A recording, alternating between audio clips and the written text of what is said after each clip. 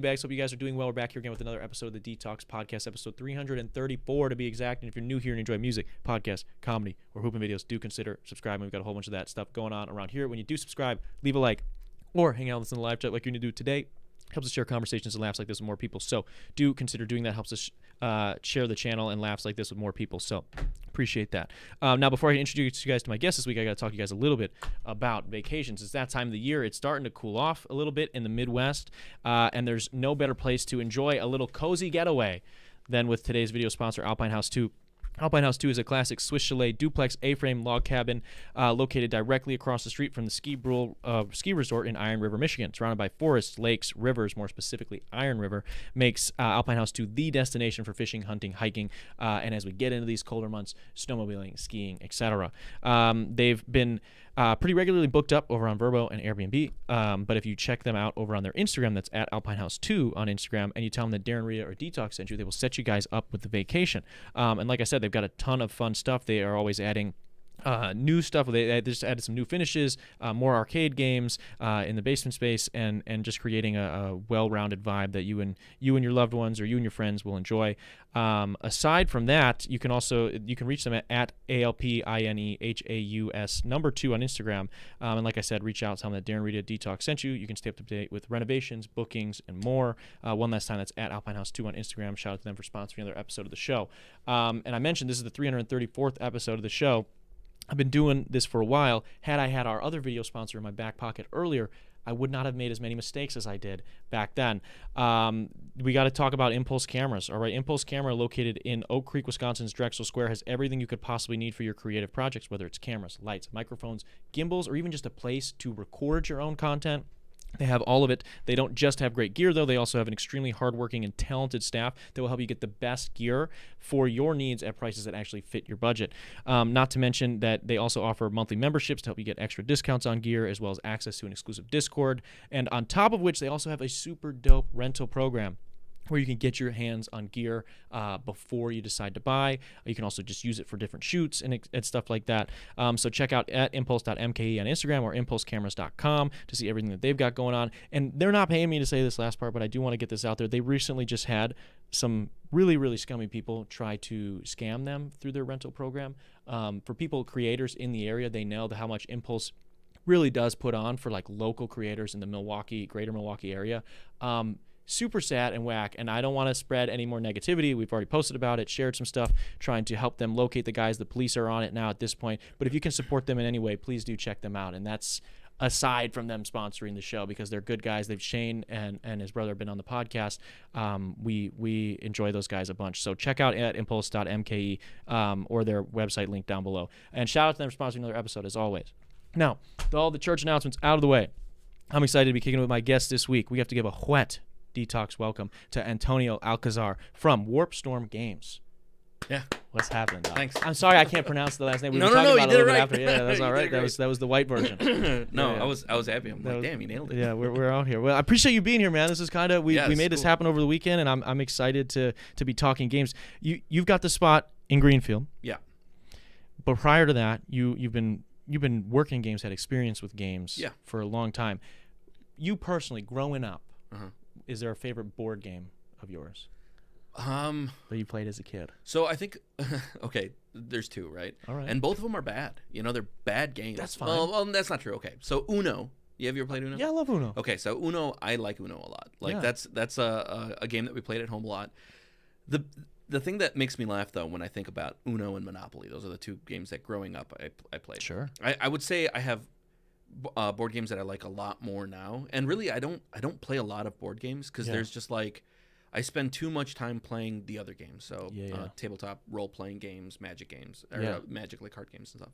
Yeah. But Monopoly and Uno were always like race to getting angry games. You know, like we were the family that when you're playing Uno, we would chant. We would chant "eat," you know, as because we didn't have a limit. I guess there's like in the official rule, there's like a limit to how much you can draw or something like that. Really? Okay. Something like that. But But we did not play it like that. If you did not have the card in like the color or the number, you will keep eating until you do it. You know. Yeah. So my whole family, the person who was eating, we would be chanting "eat, every eat." card. Every single time. And that was just like we were really savage with each other. But like that's those are my best memories. You know, like playing Uno and Monopoly growing up. It was cool that I came from a family that had like a like for tabletop games. Because then when I got into them for real, like then I had some basis. Like it wasn't foreign to me. Or like a lot of times when we're talking to people who like want to get into Dungeons and Dragons, for instance, they have zero experience with playing tabletop games. They were just like absolutely not nerds growing up. It did not exist in their house in any kind of like even tangentially. And then so I'm just having to explain like how dice rolling works. Because it's not like, I guess, intuitive. Like it's not always like if I say like roll a d20. It doesn't always make sense what that means. So there's a lot more like building. But when like I came from a house that had at the very least like some board game experience. So like there was dude, I love a good board game, man. I think board games are slept on, especially today. When I was growing up, I mean, like I grew up during the like PS2 heyday, Xbox 360 heyday, and even then my friends and I were still like, we were nerdy enough where like we would be playing like Stratego, or we would like we would find like a random fuck with Risk. Dude, Risk, fuck yeah, I would fuck with Risk. And I would get bored. I don't even know the rules all the way, but like we would kind of know it. And Risk that's a dense game. That's so hard. That's like an all-dayer. And that was an 8-year-old. Exactly, an 8, 9-year-old. To figure it out. I'm trying to like guess how to do this. Those games are like the way that they play really makes me feel like they were a product of their time, because that was when like the people who played them, like games like Risk, must have been like either affluent people or like affluent adjacent, where they just had tons of time where they weren't doing shit, you know? And there's like not a lot of TV, like I don't know when Risk was designed, but I guarantee you it was designed when like people were either listening to the radio or like TV had like 3 channels. I'm gonna look it up right now. I'm gonna see. Dude, because that's what, dude, some of these old games, and I love them. I don't know if we finished them. I remember the first game of Monopoly I ever finished. That was a big deal. Because it just takes if you play with like 4 people. The thing about Monopoly that like now, as a person who like is an amateur game designer and a career game player, like literally my career is playing games. I spend a lot of time thinking about what makes games good, and Monopoly is dog shit, dude. It's so bad, such a bad game. Because when you start playing, you kind of know who's gonna win, like quickly, maybe like an hour into the game, and 3 hours later you're still playing. And it's like, dude, can you just kill me? Like you just buy. It's kind of like real life, please. It's kind of like our real society. Supposedly, like I don't know how much truth there is behind this, but supposedly the game was designed for that in mind, to teach people the perils of capitalism, to like show you that. If you start with a leg up, or the moment you start to get a leg up, you can fuck everyone over and just like parasitically eat off of them for the rest of the game, And then Hasbro bought it, and they were just like, just making a game. And now there's a Target version. Now there's a version for everything. So they're making tons of money. Risk was invented in 1957. Yeah, that makes sense. That's crazy, dude. That sucks, man. But dude, some of those games, I do remember like that was back when most people didn't have TVs. They had radios, and they're just like, what do we do today? Well, I've got like 14 hours to kill. We're fresh off the Second War. Like, let's find something to do. I'm just hanging around, Yeah, dude. I don't know. I think like, but there is something so fun about just like having nothing else to do but play a board game. What a life. I thought I was tricking the system when I got into games as my career. Because like I was at the Warhammer store. I call it GW because at that point it was called Games Workshop, the name of the company. But now all their stores are called Warhammer. They rebranded all of them right after I left. But it's still like the nomenclature for me is still GW, But anyway, when I was the manager there, I got really into Warhammer, and I got really into painting, and it kind of became a hobby. And then I was just like, how do I make sure that I can keep doing my hobby, and like I will always have time for my hobby? So I was just like, I'll start a game store, where I can just like do my hobby. For a career, and then it turns out that's not how that works. You're not just sitting painting figures every day. No, well, you lose your hobby. Like if you try to make your career or your hobby your career, you end up just losing. You end up with just career, and then it's just a job. And it was really tough because like my main thing that I do at the store outside of the marketing, because like we all have like departments, and my department as one of the co-owners is marketing, social media, all that stuff. Yeah. Everything that has like our branding. That's the thing that I do. Yeah. And then my other thing is that 100% D&D game that I told you about. Like, yeah. This massive fucking D&D Just game. ridiculous. Yeah. Like, oh shit, what was I just saying? we're getting into like how it turns into just career. Oh yeah, exactly. So so I was before I had hired DMs, I was running every single game, and the biggest group that I was running on my own with no DM help was 50 players. That's where I was at alone still. And during that time, Baldur's Gate 3 had just come out. You know that game. Sure, big game. And I mean, it won Game of the Year that year. You know? So it was a fucking great game. And a friend of mine, a close friend of mine named Ben, he gifted me that game. He was just like, hey, dude, I got a copy. You can just have it. Thinking that I was going to love it. And rightly so. You know, like D&D is my career. Obviously, I love D&D. And I popped the game in. I set up my character, you know, I did all the character customization, and I started playing. And that game is literally built on the rule set, the mechanics for D&D 5e. Like, it is a direct port. That was what it was lauded for that, you know? Like, it's just like, damn, it really feels like I'm playing D&D. Yeah. And for me, it really felt like I was playing D&D. And like, I was doing like 40 to 52 hours a month in D&D. Like, that's outside of the prep. Just at the table playing. Actively playing. And that was outside of my 40 hours a week at work. You know? It was an extra 40 to 52 hours a month doing D&D. And so you're not trying to play more D&D, dude, man? when I started playing it, I'm just like, this is work, and I turned it off. You know, I never played it again. What do you do to unwind outside of I gaming? picked up video games. Okay, actually, I had a psychotic break. All right. Yeah, dude, last year. Okay, fuck yeah, let's get into it. Right. Yeah. So I overworked myself. So like, you know, some people can really work and they will get fatigued and they'll get burnout. Mm-hmm. And I wish I was that kind of person. My partner's that kind of person, and I look up to her a lot as far as how hard she works. She has a coffee shop in St. Francis called La Finca Coffee House. Her and her shout sister. out her coffee. Yeah, so shout out to La Finca. They got good matcha. Oh yeah. All right. They got good everything. You gotta check them out. I'm pulling up. One of the best spots. I'm pulling up.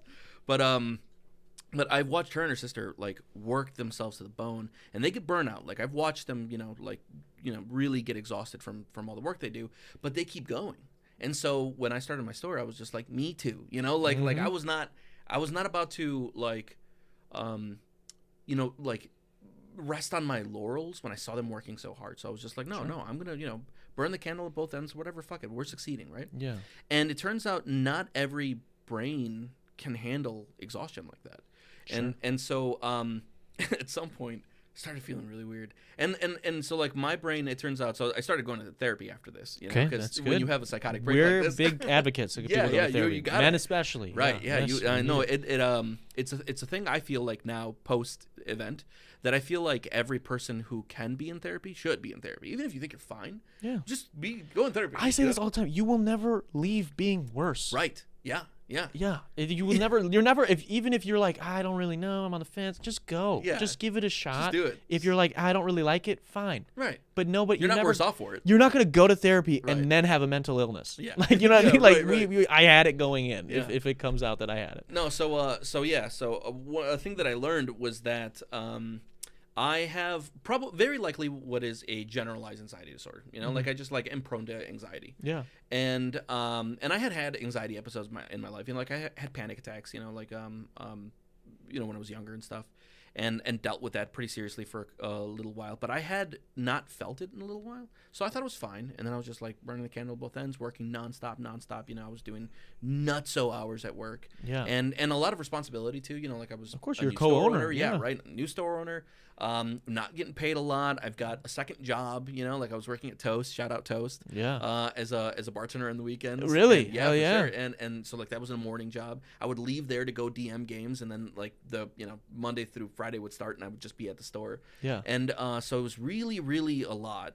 And one day I was getting some work done on a day off. It was a Saturday morning, it was a day off. And I'm like, I'm going to get some work done. And my coffee, and I'm just doing work on my day off. And I say that because don't do that. Don't work when you're not supposed to be working. Okay. You have to give yourself a little bit of time, a little time to, recuperate. And I had a panic attack. Like I started feeling really weird. I was just like, oh my God. Yeah. 20 minutes later, dude, I'm like on all fours, gripping the floor, about to scream, from how hard the panic attack was hitting me. Whoa. I'd never had a panic attack. Yeah. So Wow. like I've had panic attacks. They're just like they come and go about an hour. Like it's a lot of, just trying to calm yourself back down. But this event was totally different. It was bizarre how like extreme the feeling was. Yeah. What were you feeling? Well, it was just like, I don't know. It felt like my head was gonna pop. Like it felt like my heart was gonna stop. Like it was just like that extreme fear that something was terribly wrong. Yeah. And then like eventually it abated enough where I was just like, okay, I gotta go to work. So then I went to work that night. Fucking Christ, dude. Yeah, for sure. Yeah. And I go to work. I DM a session. Panic attack the whole time, but like enough that I'm just like muscling through it because I have a job to do. Yeah. And then afterwards, I called my girlfriend up and I'm just like, hey, babe, I'm going to the ER because I need something to let me sleep. Like I'm done. Is your heart like beating out of your chest? Oh yeah, out of my fucking chest. Yeah. And it's just like in your head, you're just kind of going crazy. Yeah. And so I go to the hospital. They give me a lorazepam. I get to sleep that night, and then the next day I wake up and panic attack. Like from the moment I woke up. Whoa. It didn't go away for a week. I don't know if you know anything about panic attacks, but they're not supposed to last a week. No, dude. I mean, your cortisol had to be crazy. It was crazy. So anyway, I ended up going to therapy. I got in through happenstance. I had made my initial appointment. They told me September, and it was in June. And I was just like, okay, I guess I just die in the meantime. Yeah, hopefully I make it. Yeah, and then the next day it got canceled because I guess the therapist that I was going to go to had like made a vacation or something. So I was just like, okay. So then I called and they're like, actually we have something open tomorrow if you want to go tomorrow. And I'm like, okay, cool. So I went and started learning about my situation, and after 3 months of going to therapy, and started working on it, right? There's a lot of things that you can do to like abate these situations. Yeah. And then after 3 months, my therapist was just like, okay, I think I'm ready to make kind of like a diagnosis. I think what happened is not that you had a panic attack. I think what happened is you had a psychotic break, and it probably happened because just the way that your brain chemistry works is just it's a little bit more sensitive to stuff like that. Like very clearly you have a generalized anxiety kind of situation. Like you're in your head a lot. It could be OCD. It could be something like that. Yeah. It could be that like it looks like OCD when it gets exacerbated. I don't want to necessarily say that you have OCD, but it could be something related to that. Yeah. But what you should know about the way that your brain works is that if you overwork it, it will like deteriorate. It'll start working less well. Yeah. And so you can't like this idea that you have that you can just like work forever until you just like get tired. Yeah. That's not going to work for you. At some point, your brain will give out. So don't get to that point anymore. Hang out. Well, especially chill. I think I mean, that's a great point that your therapist brings up because it's like if you have this generalized anxiety, right? Yeah. You're already more susceptible to anxious thoughts, to having anxiety attacks in general. If your brain and your body are not at 100%, you at 100% is likely to have anxiety, right? So if you're at 1%, I mean, gamers. Yeah. You're, we're talking your final desperate. What do bosses do when they're in 1% health? Yeah, Desperation. You moves. die from exhaustion in D&D. That's what I'm saying. Like, we got to be careful. Right. We got to, we got to take care of ourselves. That's a great, man. Well, so you started taking care of yourself, right? And so I picked up video games. Yeah, I hadn't played video games in like a decade, because it was just like, where's the time for it? That was the mentality. Sure. And so I was like, I guess I just gotta start doing something. Good game. Through the what? What's a good game you got into? So the game that literally saved my life was playing Stardew Valley with my girlfriend. Like that. Really? That's the one. All right, I know some people that love that game, dude. Man. I mean, it was genuinely life changing. One, it was a really cool thing to be able to do something with my girlfriend while I was going through that. Yeah. And like honestly, shout out to my girlfriend. Like she stuck with me through the worst part of my life, and like not stuck with me like I was ever like in doubt that she was gonna leave or whatever. But it was like literally was with me. Like would sit next to me and just like hold my hand while I was like losing my mind. So it was really cool to be able to just like sit with her and play a game, and like that was super healing. Like it was definitely therapeutic to be able to sit there and just like have this experience with her. And I got really into Stardew Valley. Her and my girlfriend, or her and my daughter were playing Stardew Valley at the same time. Yeah. And like the three of us just got super into this game. Yeah. And it turns out it's just like very cool and very chill to just like harvest pumpkins, in silence for hours. What do you do in Stardew Valley? I never played it. I mean, that's what it is. It's just like you're kind of like you're a farmer. Yeah. But you also live in a town, and there's like people that live in the town. So it's like half like farming and like exploring areas that get you better seeds and stuff. You know, so like you can go like a volcano and like find new crops, and like now you can grow mangoes and shit, you know, like that kind of thing. Okay, and there's different seasons, so like different crops grow in different seasons. Yeah. And like you get money for selling your stuff, so a lot of it's like kind of like an economy simulator. Yeah. So that was actually my thing, right? So like Jen and I would be playing this game, and she would be like doing all of the like the NPC stuff. She'd be like in town, like making friends with people, and, like, finding out what they like and giving them like boxed wine and shit like that. Yeah. And then I would be like when I was playing, I would be like designing these massive farms that would get me as much money as possible, you know. And I was just like, no, we got to be able to, we have to grow the crop at this time, and I'd be like gritting it out so that we get like the maximum yield. And so like I was making the money, and then she was in the town just kind of like having fun. And it was like it was such a great game. Yeah. So that was where like gaming started, and then for Christmas I got a PS5. You know, like my parents were nice enough to also see that I, you know, was in desperate need for some kind of entertainment. My mom got me a PS5, and that was really nice of her. Dude, shout out Mom. Yeah, shout out Mom. That was really cool. And then so I played Black Myth Wukong. That was the first one that I got. Amazing game. It was amazing until I got to like a middle part where a rat was just beating me up. So for a while it was just like, oh, do you want to do a couple of hours of Black Myth Wukong? And then eventually it was just like, do I want to go get beat up by a rat for a couple of hours? And I never passed that. Like that's where that game ended for me. You never beat him? No, I couldn't. You know, like that was. So like it was like stubbornly I didn't want to lower the difficulty. I'm like that too. And it was just normal. Like I wasn't like on hard mode, you know. Sure, like, it was just like totally normal. Damn, but I didn't want to put it into easy mode, you know. That just kind of felt weird. Yeah. So I was just like, I love story-driven games like that, combat-driven. I love the God of War series. So I always play it. It's so stupid. Every game, Kingdom Hearts, God of War, like these are games I love, but I have to play them on like the stupidest, hardest difficulty. The highest.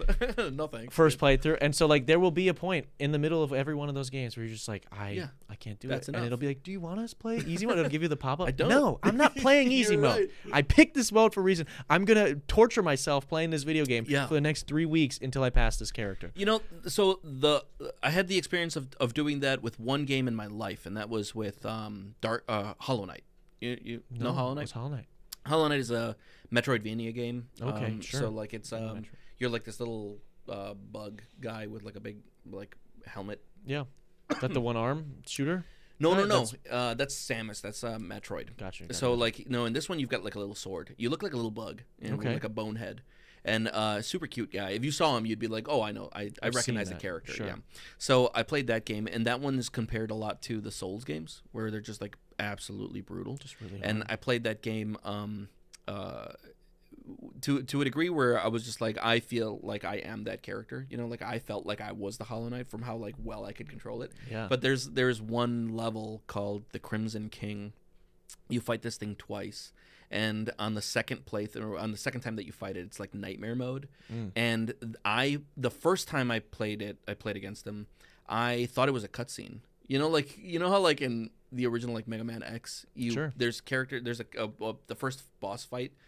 With the dude that looks like Boba Fett, he kills you and you can't do anything about it. It's like a set thing. Yeah, they do this in a couple. There's a couple of games where there's like certain fights where it's like it's kind of there for the story. Yeah. You think you have control, but you gotta don't. die. Yeah, right? yeah. So that's what I thought this match was, because it was so like outrageously one-sided. I was like, this has got to be a cutscene. But then it was just like, no, you try again. Start over. I played that. I beat it in one night, but I stayed up all night and I fought it probably 100 times. Yeah. You know, I was just I would go in there, I'd laugh my ass off trying, and then I'd go back in.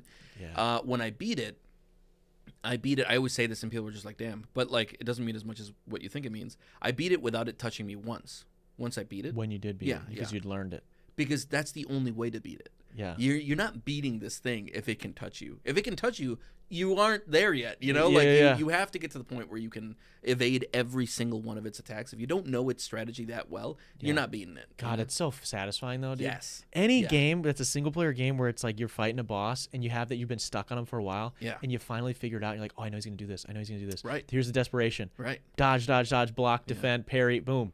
But it's because of that game that I thought that I could do Black Myth Wukong, because I was just like, I did Hollow Knight, I can do Black Myth Wukong. And I could not, dude. I could not for the life of me. I had it was like the maneuverability of the character was different, you know, like it was just not as easy as Hollow Knight. With Hollow Knight, there was just like the dash, like the controls were tighter because it was in 2D space. So it was just like up, left, right. Like as long as you were good at that movement, you could realistically move in every conceivable way the character can move. Yeah. Where with Black Myth Wukong, these 3D games, there's a lot of movement. There's a lot of space. Sometimes input lag too comes into effect too. And so like you're supposed to be doing these like techniques where you're like running on the pole and stuff like that. And I could never get it down because I just didn't know like what angle am I supposed to be doing these buttons in, And maybe it was the inexperience or what it was, but at some point I was just like, I think I'm done. Yeah. And I started getting. We got some people in the chat that say you got to get past that rap, bro. So maybe we'll pick it up. I gotta get past that. Yeah, dude, maybe we'll pick it up. I have a bunch of friends that are like, just put it in an easier. Fuck that, man. Yeah, watch a YouTube video or something and beat him on that difficult. Dude, I will say before we'll get, I want to get into tabletop stuff in a sec. But the last thing on the video games, I feel like every person that plays story-driven games, whether it's like Zelda, if it's Kingdom, I love Kingdom Hearts growing up. That was like a favorite series of mine. And embarrassingly, I have to admit that there was a boss that I couldn't beat for the life of me, and I ended up literally never beating him until after I'd already beaten the second game. I'd come back and beaten him. I beat him. It was there's a level towards the end of the game when you're Hollow Bash, and people that play the games know what I'm talking about. You fight Riku when he's possessed by Ansem, and it's stupid because you've already fought Riku a few times. He's like your buddy in the game. I don't know if you know, they're familiar with the games, but you fight him at the beginning, like tutorial level. You fight him again at the beginning of this world. It's like one of the last worlds in the game, and you're like, all right, I know his moveset. This dude just juices him up. And as a kid, I just couldn't beat it. I could not do it, no matter what. And I thought I could cheese the game. People make fun of those games because like you can just kind of get away with spamming X and healing yourself.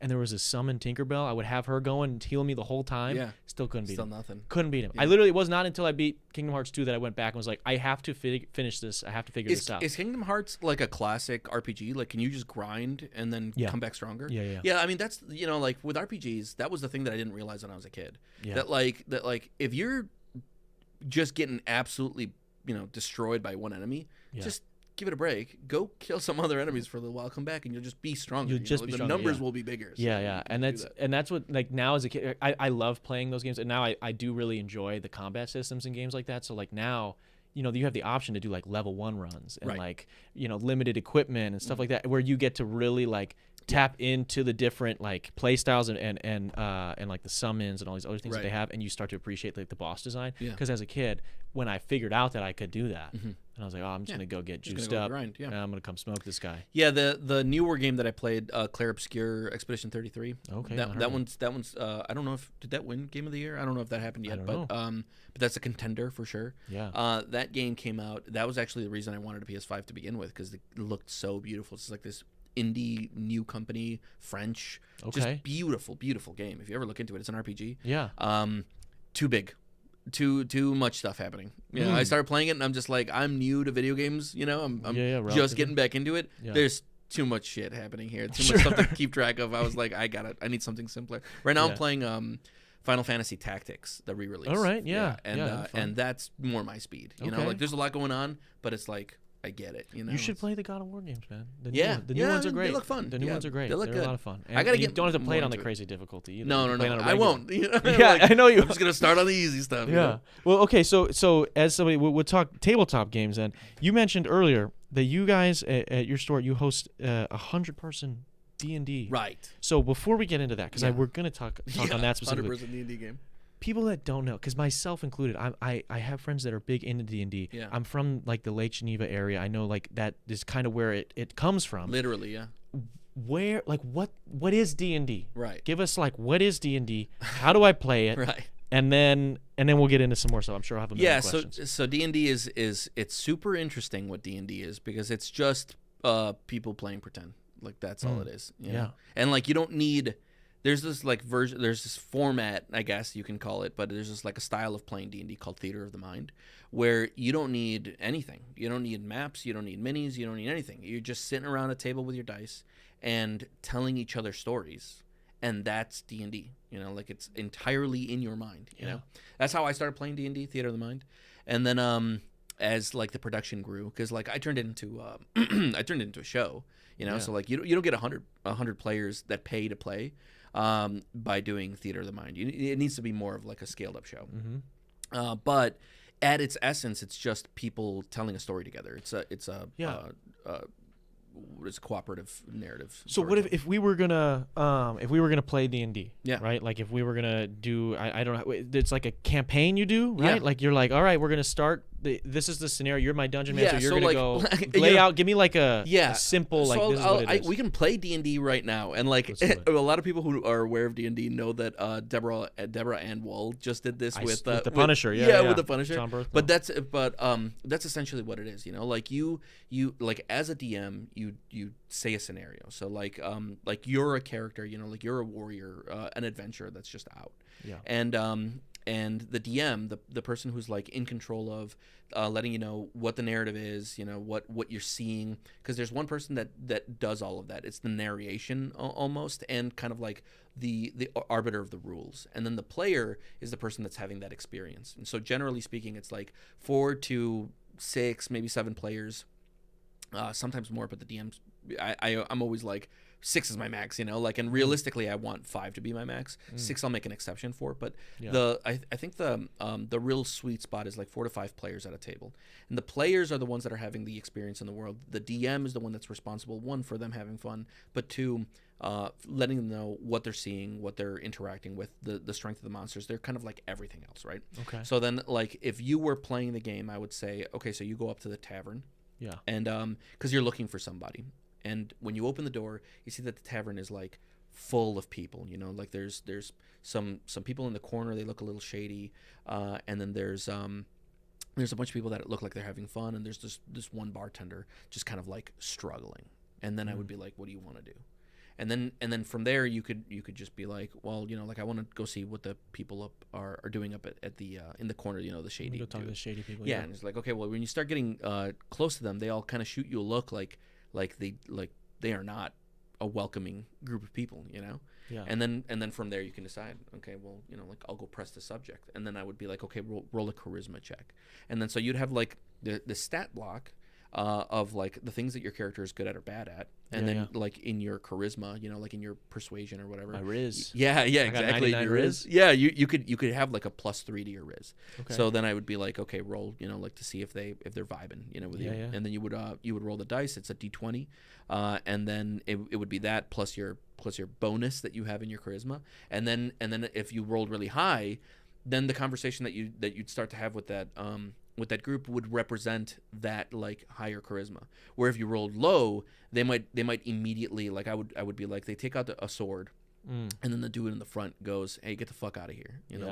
Whatever you're selling, we're not buying. And then you could be like, I take out my sword, and then get into a fight with them. And then I have to roll for the fight. Right, exactly. Then we would roll initiative when we get into combat. So like it really is just like there is a story that's happening, and the best D&D games are the ones where you can really put yourself in the situation. If you put aside the fact that you're playing a game, and then you really like give yourself to the idea that this is a different situation that's happening, that you're kind of like telling a story. The game becomes incredibly immersive. It's like a video game, but in a video game there are walls all over the place. Like there are walls that you cannot scale. There's a dude in front of you that's talking to you. You cannot punch him in the face. There's just no option for that. Won't let you do that. Where like in D&D, if you just don't like somebody that you're talking to, you could just kill them, or you could give them a box of chocolates. Like there's literally outside of your imagination, there is nothing that the DM is going to tell you absolutely no on.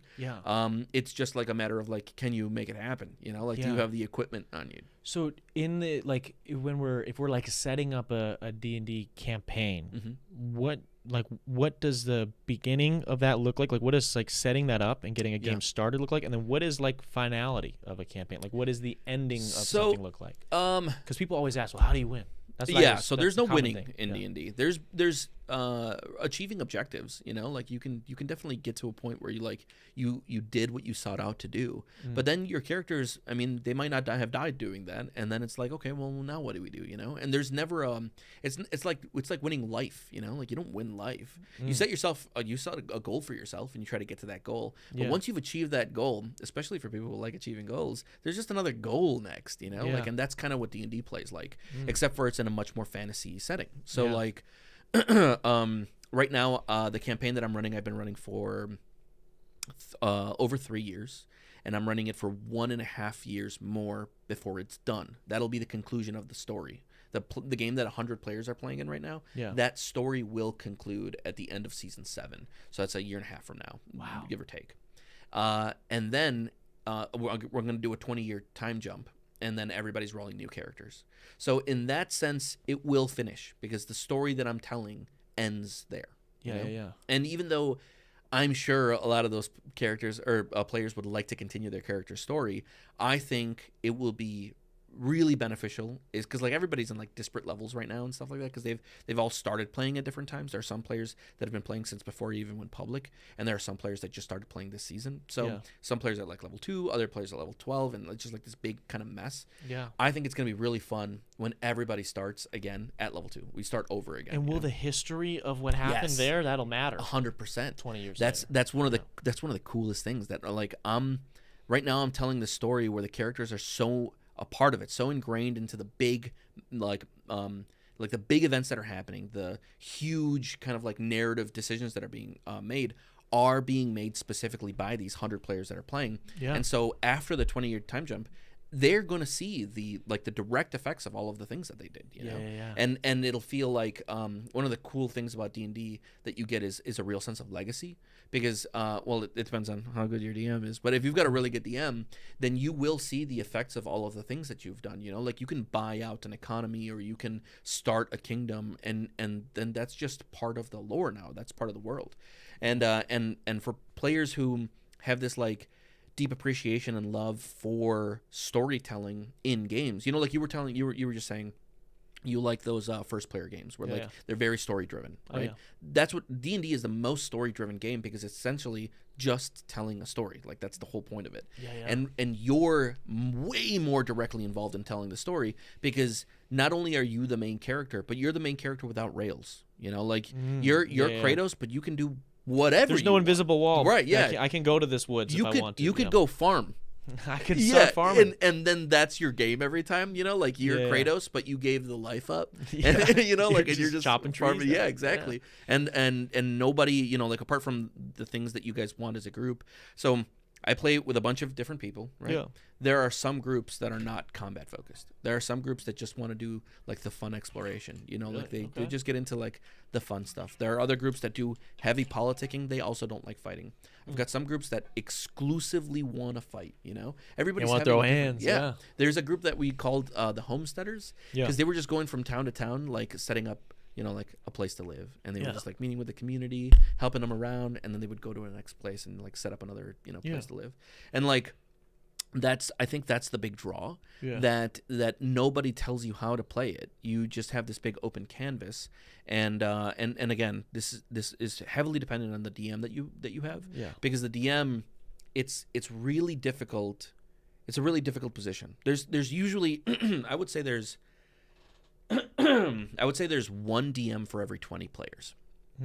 So that's a huge disparity, you know, like there's a lot more people playing the game that want to run the game because the DMing part is this like unimaginable amount of work because you're all the non-playable characters. You're all the monsters. You're designing all of the shops and what goes into all of those shops, you know, like all of the caves and treasures and dungeons, everything that everybody interacts with at all times is designed by you, you know? So like, even if you're getting it out of a supplement, you still have to run all this stuff. So like, you still at the very least have to like be the monster and be the NPCs. Oversee it. Where the way that I play it is that I just make all of it up. Like my main passion, the reason I got into D&D was world building. Like I just fuck with world building heavy, you know, like the making up worlds is my favorite thing to do. And so I kind of saw D&D and DMing specifically as an avenue for doing that, you know.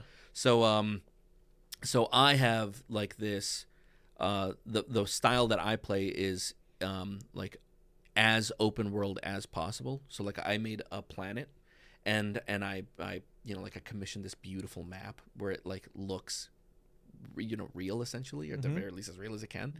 And my players are fully able to explore the entire map as they want to. Now, if you see a continent that's far away from yours, you have to, you know, like You figure out how you're gonna get there. there. You got to figure out how to get there. You have to, like make your way over land, and then you have to book passage on sea, and then you have to survive the seas, and you have to get there. Like there's it's not gonna be easy. It's gonna take time, and that's gonna be your campaign. But if you wanted to. But if you want to, that's what it is. If somebody tells you, hey, don't go to the Orvana Scatter because like that's where people go to die. And then you go, well, I want to fuck around and find out. Yeah. Then cool. Then your whole campaign is just getting there, Yeah. And so, like, I love this idea that the world is happening around you, but it's fully explorable, and nobody's going to tell you no, Like, you go ahead and do it. And then I have big lore that's happening in the background that the players can choose to interact with as much as they want. Sometimes some players do not give a fuck about the big lore. Like they are that like do not make they that have my their business. little thing that they're trying to do, yeah. and they're like, I want to collect this ore from whatever. Yeah, they're fucking around with mummies, and they're just like going to museums and like trying to steal the mummies and take them back to where they're supposed to be. So do you like when you go to give me, like, for starters, if somebody's never set up a DM, maybe somebody wants to get into DMing, right? Give me, like, what does it take to start a campaign or start a world, create a world, and DM their first campaign? Yeah, I think unless you're a world builder, unless you're the kind of person who just really digs making stuff up, I would say don't start with homebrew. Just pick up a supplement, book. There's D&D Dungeons & Dragons has like a lot of official supplements, third-party stuff. Or what is a supplement mean for? So that's just like a book with an adventure book. So like a DM will likely need a Dungeon Master's Guide, and then that's like all of the rules that DM needs to know. Yeah. And then a player will need a player's guide, and then that's all of the rules that the player needs to know. There is a third kind of essential book called the Monster Manual, and that's just a bunch of monsters that you can choose to put wherever you want. And then there are adventure books, and then those adventure books are just like, this is an adventure that'll take you from level 1 to level 5, and it just tells you what's happening. So now, in these styles of games, the players and the DM kind of have less agency, kind of by its nature, because it's it's got guardrails, right? Exactly. It is a little bit more on rails, because if they choose to not do anything that you're telling them, then now you're homebrewing, and so you might as well not even have had the adventure. Yeah. But if you're doing the adventure, it's just kind of a way to like kind of teach you what the vibe of the game is supposed to feel like. So where the monsters are supposed to be, what kind of interactions you're supposed to be having with NPCs, that kind of thing. Yeah. Wow. And then once you are like comfortable, once you're just like, okay, I gotta know what's going on. If you like making shit up, then start making shit up, because like as a form of creative expression, that's the thing that I like about D&D the most. Where it's just a canvas and you can do whatever the fuck you want. Like in my world, I've got some like Forerunner aliens that are hyper advanced, like sci-fi level shit. And it also takes place in like a medieval fantasy setting. So like you can do whatever you want, like it's yours. You know how like Zelda, are you familiar with Zelda? I know a little bit about Zelda. So like I don't play any of the Zelda games, but like I've seen some of the more recent Zelda stuff, and there's a lot of like magic that kind of looks like robot tech.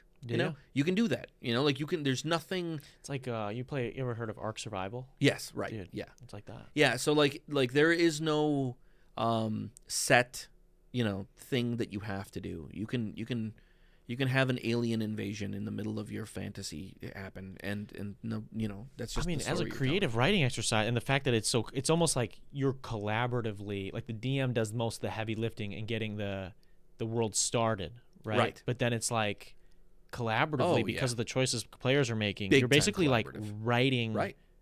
Like you're like, let's make Star Wars as a group, basically. Yeah, that's what you're kind of doing. Like George Lucas came down and started it, and then it's like, let's do this George together. Lucas doesn't have shit on the stories that these players can tell, because it's like, so they're living in it, right? Exactly. It's like if Luke get to choose, like if somebody, So yeah, exactly. It's I'm blessed because I have so many people playing with me, and also one of the interesting things about charging for D&D is that generally speaking, you get people who prioritize D&D as their hobby that play, because not anybody's going to play for D&D. Most people do not want to pay for D&D because it's just like, I don't care about it like that. But the people who are like, no, D&D is cool enough to me and important enough to me, it's a big enough part of my life that I would love to play for like a dedicated group that's like bigger in show. But when you have those people who are really dedicated to the craft of it, like I said, I'm blessed. I'm playing with 100 of these people, and so 100 people all collaboratively telling one story.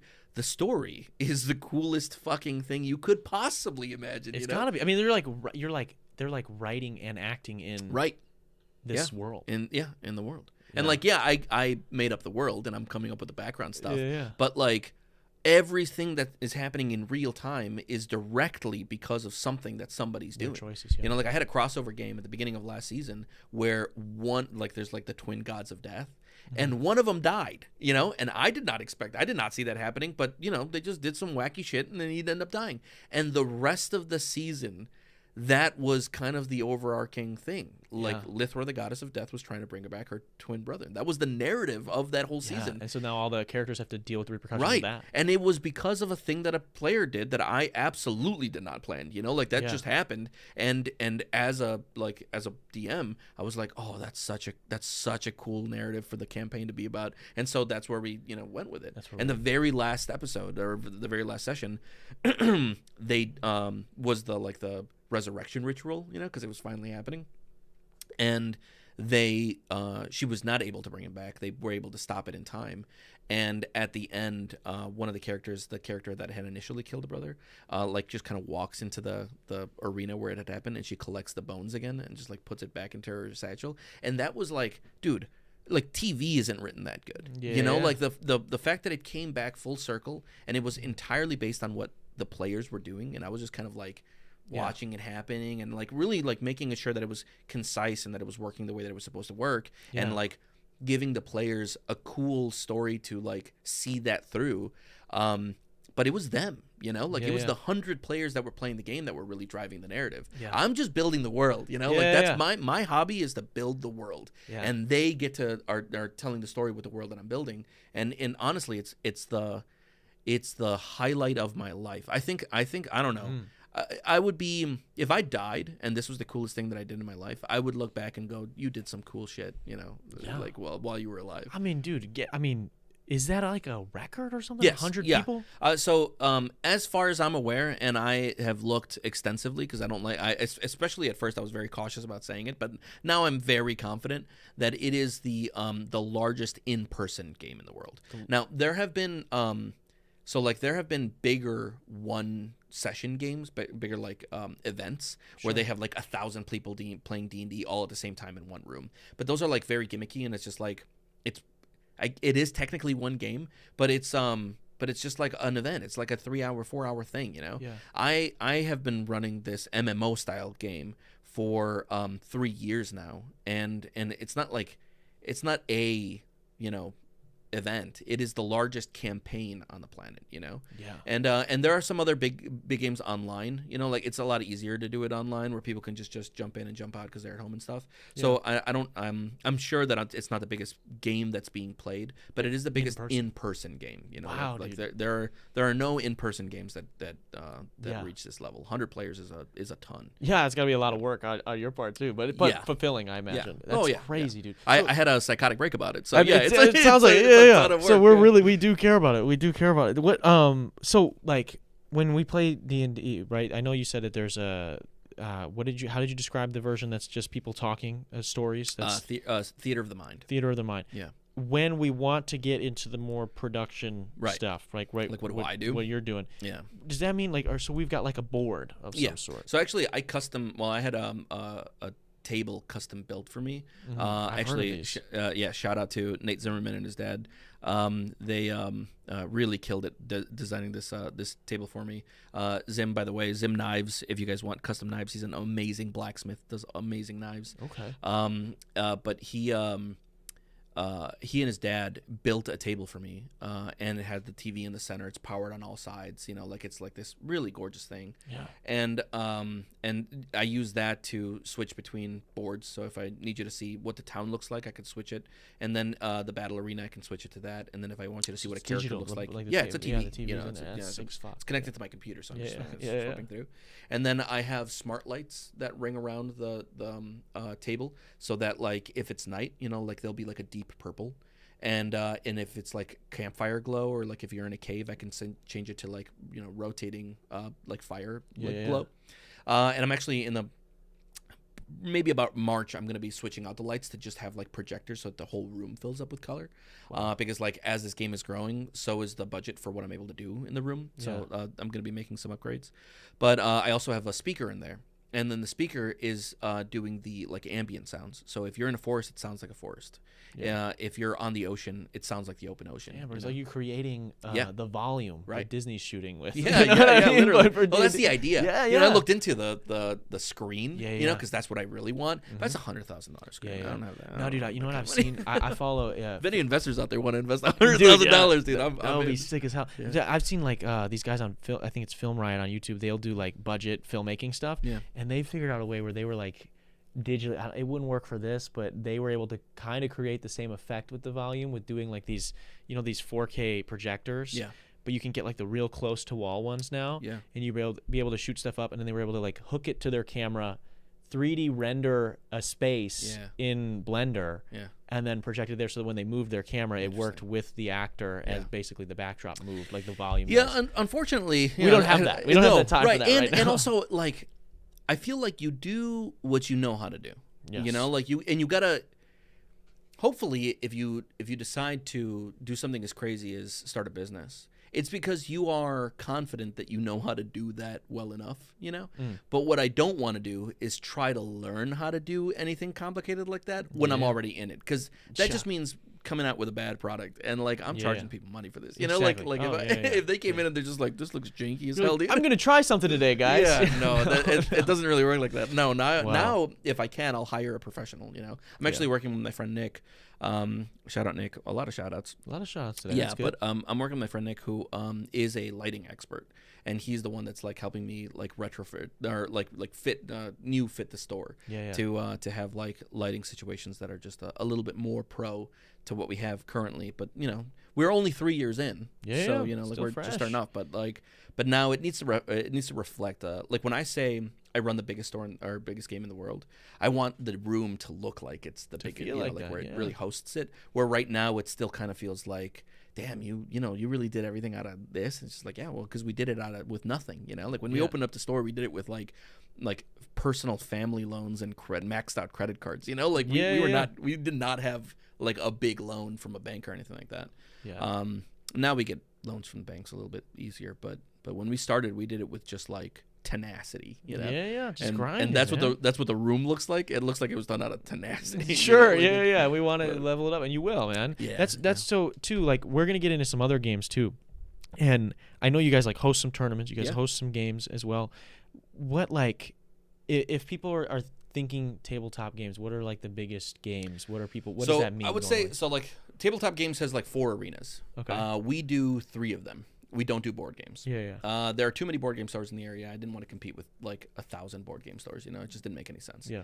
Plus, board games take up a ton of retail space, so like you have to have some space dedicated for it. And when we first started the store, our mission statement is specifically about having a third place mentality. Like that was our idea. Yeah. And for the people who don't know, third place is like this social idea where people used to have a third place. They used to have their house, they used to have their job, and then they had a third place that they'd go to, like a soda fountain or something like that, or Central Park, right? Exactly. Central Park and Friends, a cafe or something. Yeah, exactly. Central Park. But since the advent of the internet, that's kind of gone away a little bit because now you just do your social stuff at home, you know, through the internet.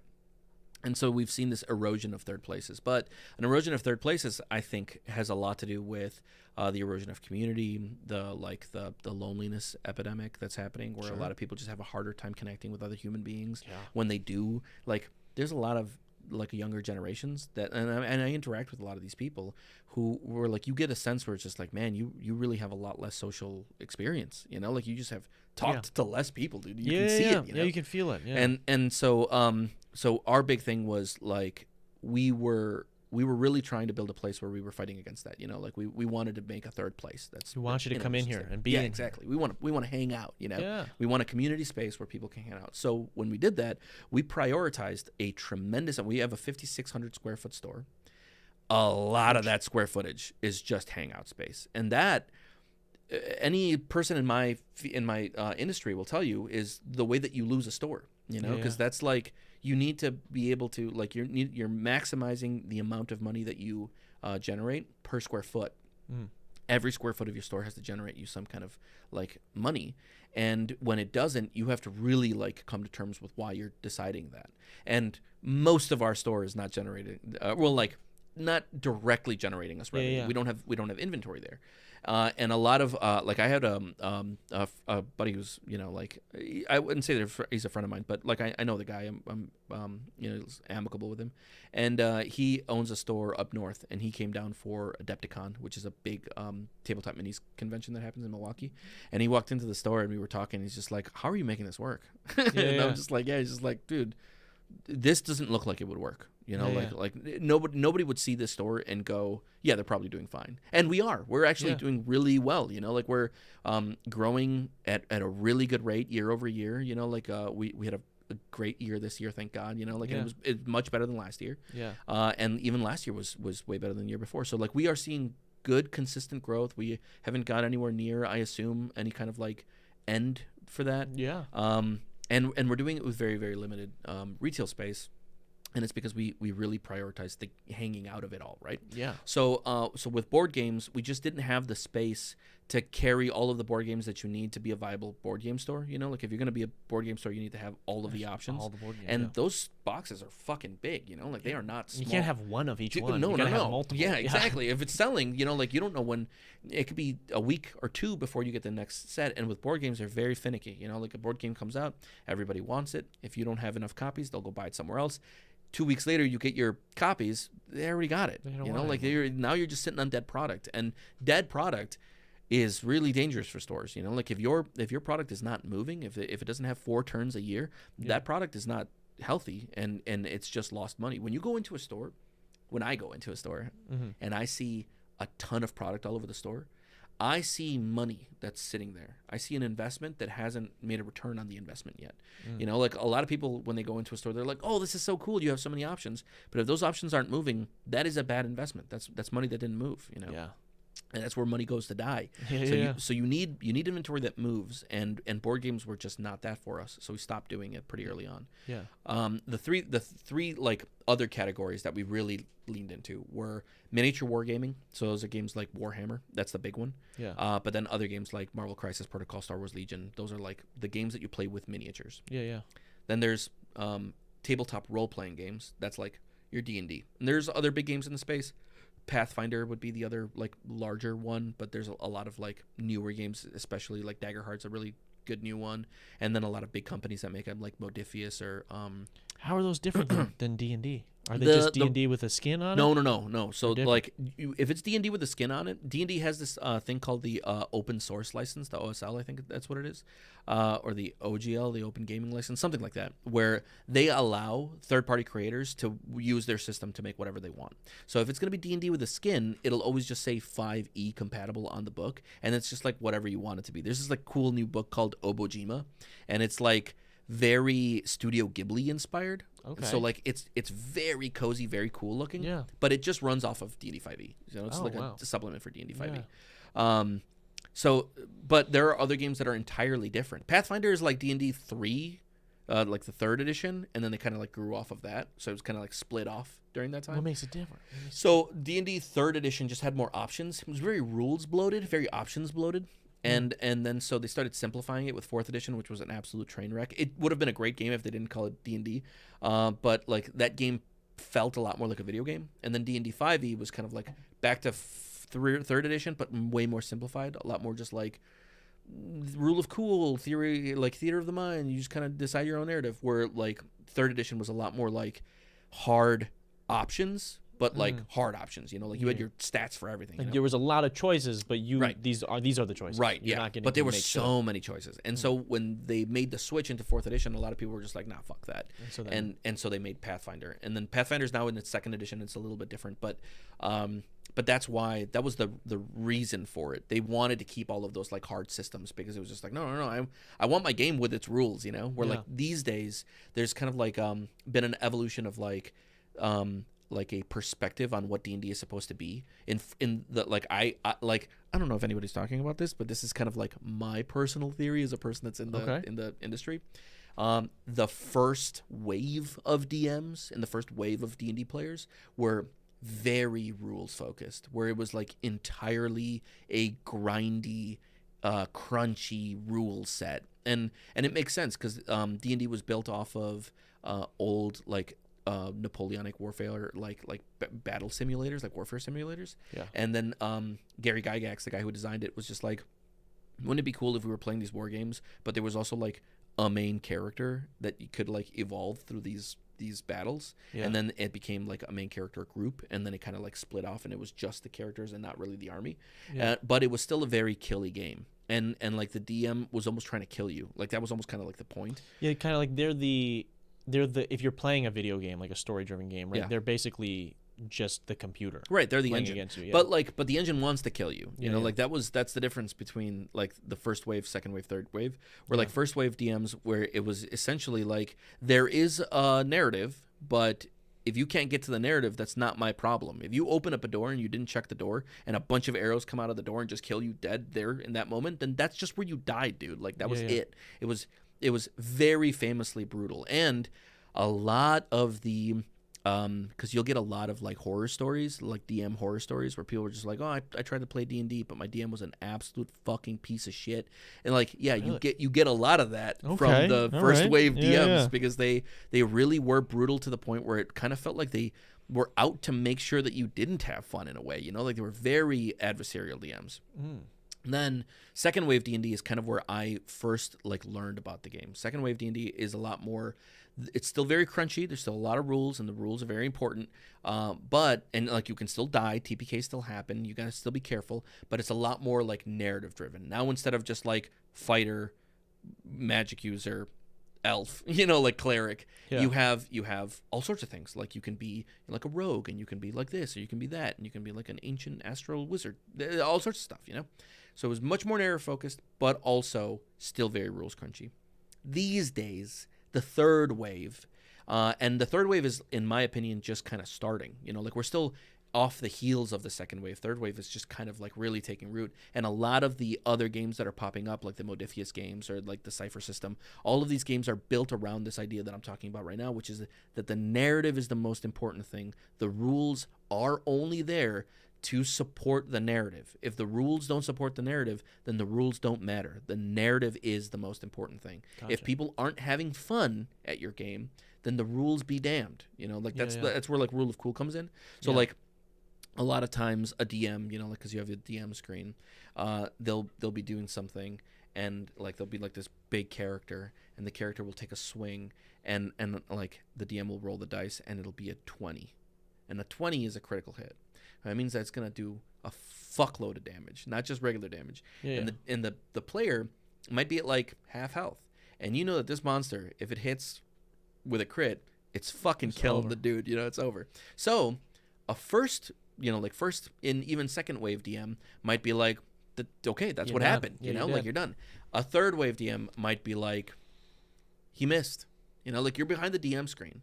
So you don't have to say what happens on the dice. You know, it's up to you. As a DM, my mentality here is that a DM's like sole job is to make sure that the players are having fun, that everybody's having fun.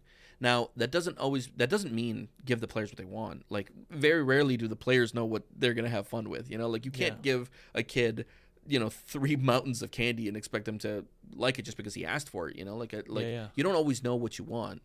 So it is based on like DM experience to know like what is going to be the most fun thing. Sometimes getting crit is the most fun thing, you know, because you want that struggle, but you have to know as a DM, like what is the vibe, you know, like, but sometimes it means going, oh shit, it missed when it could have crit, you know. You have to make those decisions, and that is a very third wave DM kind of mentality. Gotcha. Where it's just like the narrative above everything else. Are people enjoying themselves? Is this going to be a story that they're thinking about like later in the night in like a positive way, or are they just going to be upset that they didn't get to do anything because the DM just rolled really well all night? You know, like it doesn't always lead to a lot of fun. Do you still kill people though? You still you still smoke? Oh yeah, dude. So like I don't personally play anymore. I don't sit at the tables. Actually, that's not true. The other day on Saturday, I was like, fuck, I really just miss playing. I had written a session prep for like this thing, this event that was happening, and I wrote a character called the Coral King. He's this big pirate king, and I really fucked with him like heavy. Like I was just like, damn, this character's so cool. You know, like I was just like, I was just like, you know, yeah.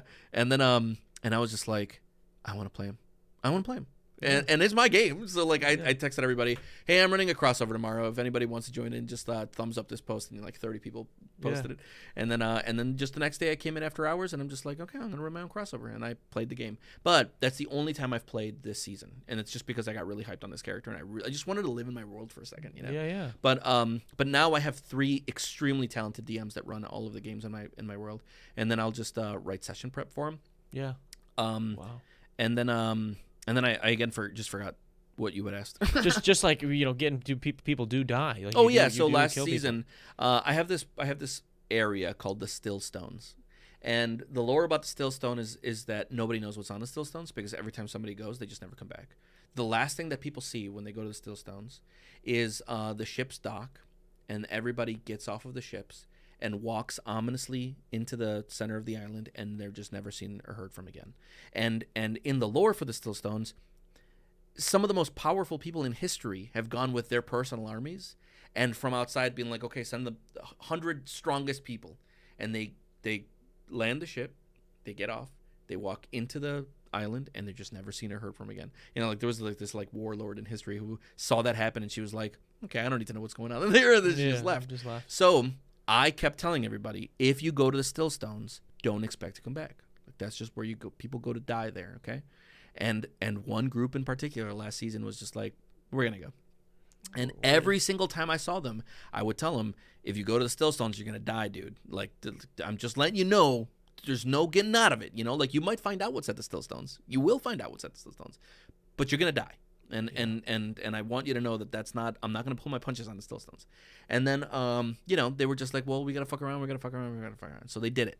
And they went to the Still Stones, and they all died. Like, that's just what it was. And now I do think that it's very cool that one group knows what's on the Still Stones. Like, I think that that's like, it's very cool for them. It's very cool for me to know that, like, you know, I know what happened, you know, and I died there, but I know what there is. And like, you get to have that knowledge, you know, like that's the knowledge that, you know, people in history didn't have yet. And that's where it's like, there's still the fun in that, where you're making those calls where like maybe that critical hit we were talking about might have ruined that person's campaign in a way where you're like, I'm gonna make this 50-50 call. And that makes like, it worth it. Their best case scenario, they survive the Still Stones, right? They go all the way there. And maybe that happens. They do the thing, and then they leave, and they're just like, wow, now I'm the first person that, you know, survived that. That could have been fun. But I thought that it would be more fun to not pull my punches in that sense, and like to make it so that if you go to the Still Stones, you get to know, but it costs you your player's life.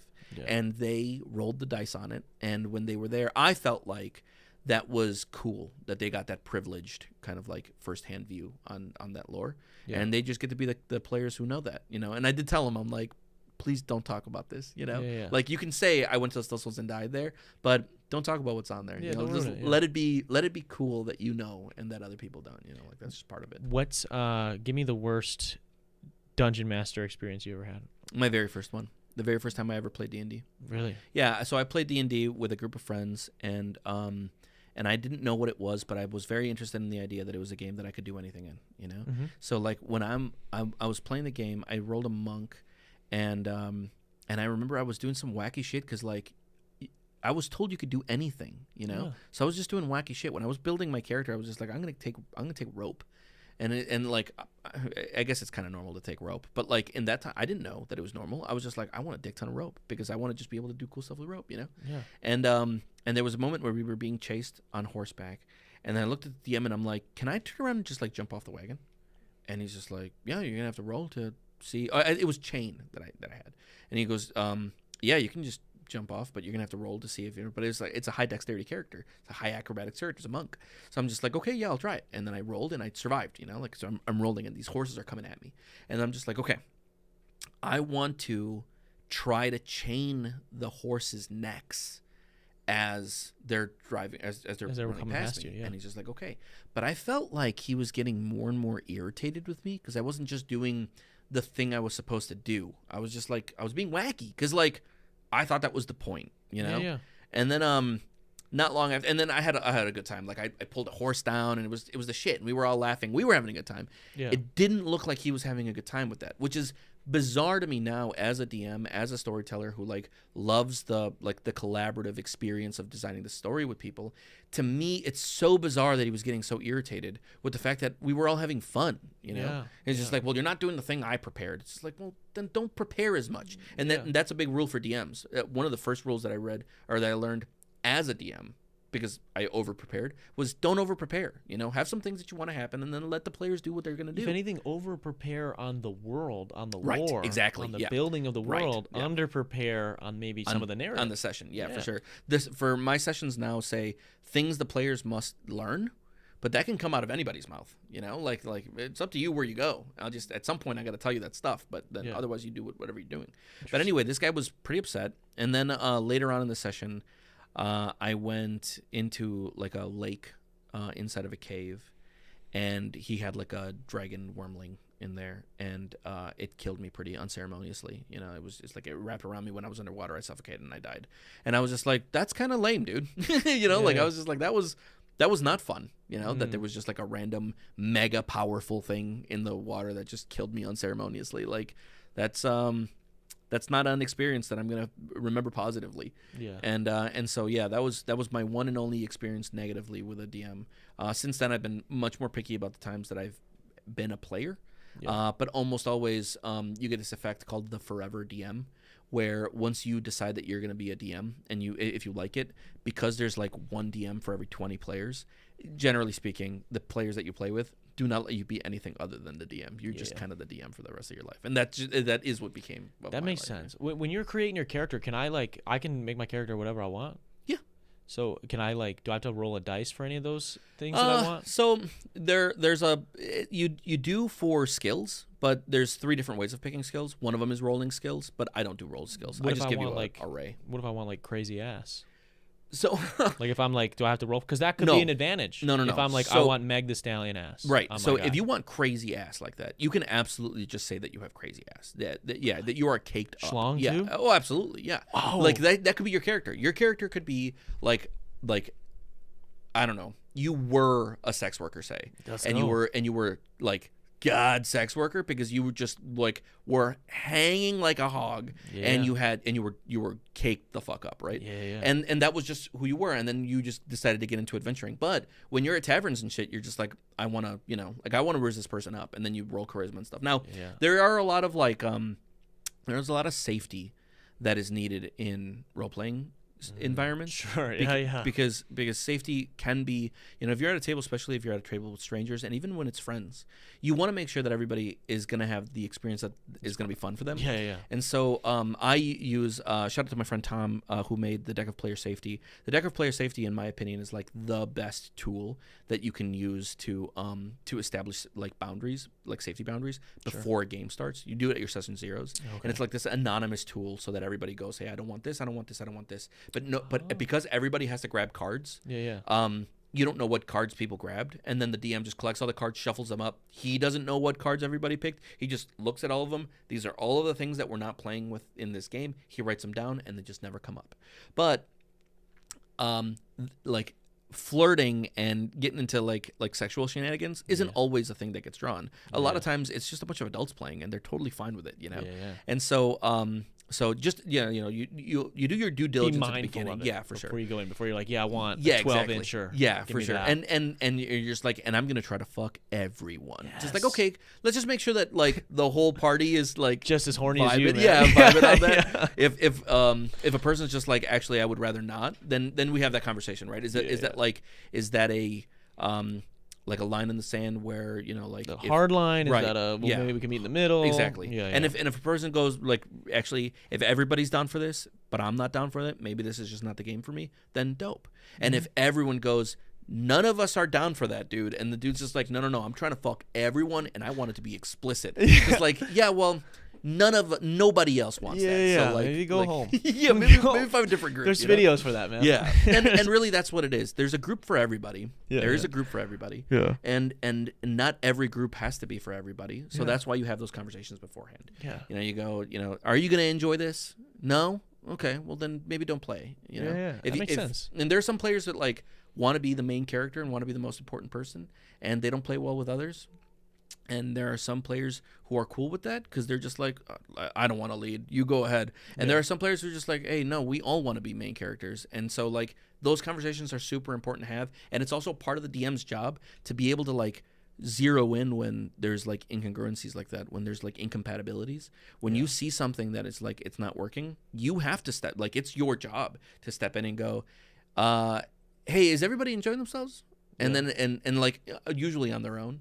And then if they go, hey, actually, I don't really like what like this guy's doing. You know, he's really kind of just doing something that I'm not really enjoying. This guy's too horny. Or even like, because that's usually taken care of with like the safety talks beforehand. Yeah. But like, if he goes, yo, he's really monopolizing the time. He's really making a lot of decisions without asking us. You know, he's punching dudes in the face, and we haven't even decided what we were going to do. You know, like I don't necessarily want to be an evil group, and he set that orphanage on fire. You know, there's a lot of like things that can happen like that, where like you wouldn't have talked that beforehand. It's just stuff that you see in the moment, and then it's as the DM, you have to go up to him and be like, hey, a lot of the group is just thinking maybe you could slow down and make some decisions with them. Could you just strike him with lightning or something? Be like, you know what, man, you tripped. Zeus decided you just died. You know, fucking died. The house caved in on you. Actually, you're done. No, but like if a player, if a bad player, a problem player goes, no, that's just the way that I play, then you kick him out.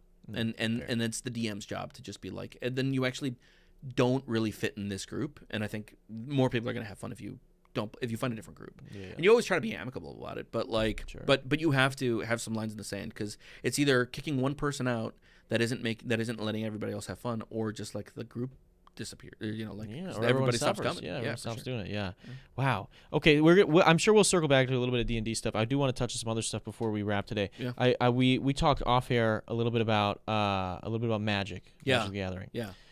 Can you sell me on Magic the Gathering? What is it? How do you play? Just briefly give me like the other third thing that we didn't get to. Collectible card games. So Magic, Yu-Gi-Oh, Pokemon. That's the big one right now. And then there's like other up and coming ones like the Gundam card game, the League of Legends one, Riftbound. You know, like these are like One Piece. These are like really big card games now that have kind of exploded over the last like 2 years, say maybe 3 for One Piece. But Magic, I think, is like the granddaddy. That's the very first collectible card game that came out, like the real like of the TCG, CCG kind of games that came out. This one came out in 1993, and it was kind of the one that originated it. And in my opinion, even though I like other card games and I play other card games maybe a little bit more aggressively right now, it is without a doubt the best one that's been made. It's got the longest time to have developed its rule set. The rules are the most like clear that they can be for as large of a game that it is, but there are thousands of like keywords. So it is like there are judges for the game that have like there are like different degrees of judges, and you really need to study for tests to get there, because the rule sets are so large now that like, and there are so many card interactions that happen that that there really needs to be, you know, like the more you understand it, the better. You don't need to. You can get by. You could just be like, well, let's just call it like this for now, and then we just keep moving forward. But there are people that have like degrees of knowledge that really kind of like at tournaments, for instance, there'll always be like tier 1, tier 2 judges that are walking around. But I think the way that I sell you on, there's a really easy way to know whether or not any of these games are for you, whether it's Warhammer, Dungeons & Dragons, or Magic the Gathering. The way that you know is, are you the kind of person that wants a game where there is no upper limit? Do you want a game that is that the complexity is so easy that a 12-year-old could learn it, but so like deep that you could play the rest of your life and not fully understand it? There are people who do not fuck with that at all. Like that is an extremely intimidating thing to say to some people, where it's just like the complexity is never ending. It is literally like objectively or subjectively infinite, you know, like it'll just be harder forever. If you don't fuck with that, don't get into these games, you know. That is it. Like that's not, it's not gonna be for you. There's gonna be too much stuff happening, and you're gonna be like, fuck, dude. But some people really want that. Some people, that's what they want. Some people play a game and they're just like, this is easy. you know, like this is like, there's not enough here. There's not enough to really sink into. And these other games, Magic included, Magic has like 25,000 unique cards. That's not 25,000 printings of cards. There's probably like 200,000 versions of cards, but there are 25,000 unique cards. Yeah. That means that they're like if you take a deck of 52 cards, and you shuffle it, that's there's like a math term for it, which is 52 factorial, right? So that means that you could shuffle a deck of cards, and you could realistically expect that the combination that you just shuffled that into will never and has never existed in all of existence. It is literally like 1 in billions a chance that somebody has had that exact like sequence of cards, and that's with 52 cards. Yeah, so we're talking 25,000. 25,000. There is no limit to the complexity. The kind of combinations that you can come up with is infinitesimal, and so like infinite. Yeah, and so that's the thing that like attracts people, so that's the one thing. The other thing about these games is that they're also the most like representative games that you can play, because the complexity is so large and because there are so many options. You can make the experience of playing that game unique to you. Yeah. Like my decks that I make in Magic are unique to the things that I like about games. Like I play like 3-color dinosaurs. I play Naya dinosaurs. I like big creatures. I like them to move real fast. And the way that I built my cards, or my deck, the cards that I picked to execute that like game theory is unique to the thing that I like about games. It's self-expressive in that way. There's no games that are more self-expressive than these 3 tiers of games. Yeah. When you build armies in Warhammer, when you design your character or your world in Warhammer, or in Dungeons & Dragons, and when you make your decks in Magic, there is no game that allows for that level of self-expression. Yeah. No, that makes sense. Yeah, and then they're also very, Warhammer and Magic, D&D less so, but they're very highly competitive. So if you're the kind of guy who likes to win at stuff, then when you're playing, you're literally playing against somebody else's like understanding of the game, their theory of like design, how they think it should play, how they think it should be done. So like when I started playing Magic, I played against a lot of players that played blue decks, or decks that had blue cards in them. And blue's design theory has a lot of like control. They negate a lot of stuff. So you can put down a card, and then a blue player will put down a card like what's it called? There's like a counter. Yeah, counters. Like, specifically, it's just called counterspell, and it's just like counter target spell. Like that just does not happen. It does not resolve, and that was really difficult for me at first, because that's just not how I play games. I don't play control decks. I don't have that vibe. I don't like the idea of telling somebody that they can't do a thing. So for a while, I was just getting beat up, and it sucked. I tilted a lot playing these games, because I was just like, let me play my fucking game, I don't care if I lose, just let me put a card down, it was very irritating. Yeah. So then eventually I started realizing, or started kind of really getting into more of just like what I liked about the game. And now my decks just go hella fucking fast and are relentless. I consider my decks to be like battering rams, where every turn it's me smashing in your door. And the moment that door doesn't hold, the moment you run out of counter spells, I'm going to win this game, And I'm trying to do it faster than you can get counter spells, Like my decks are supposed to be moving at light speed. I'm playing red, I'm playing green, and I'm trying to finish the game before you can even set up your counters, which I like to say to my friends who are more like initiated in the game, that like even though they play blue, I don't play any nicer. I'm not playing a friendly game of Magic. I'm just not playing blue. Like my style of playing is not to tell you how you or what you can or can't do. My style of playing is to beat you before you even have the chance. But that developed from playing the game. That was not my experience at first. First I was just like, I'm just gonna make a deck. And when you play Magic, so for someone's never played it, how it works is like I get a deck of 100 cards. If you're playing Commander, so Commander, a lot of different formats. Commander is the most popular format.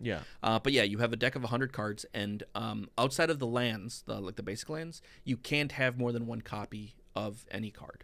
So like every card has to be unique, which makes it much more fun, because now you just have this like enormous pool of cards to draw from. And it's interesting because then if you really want, as we're talking blue players that are counter players, right? If I played my card that I was really excited about, and then you just fucking countered my card, right?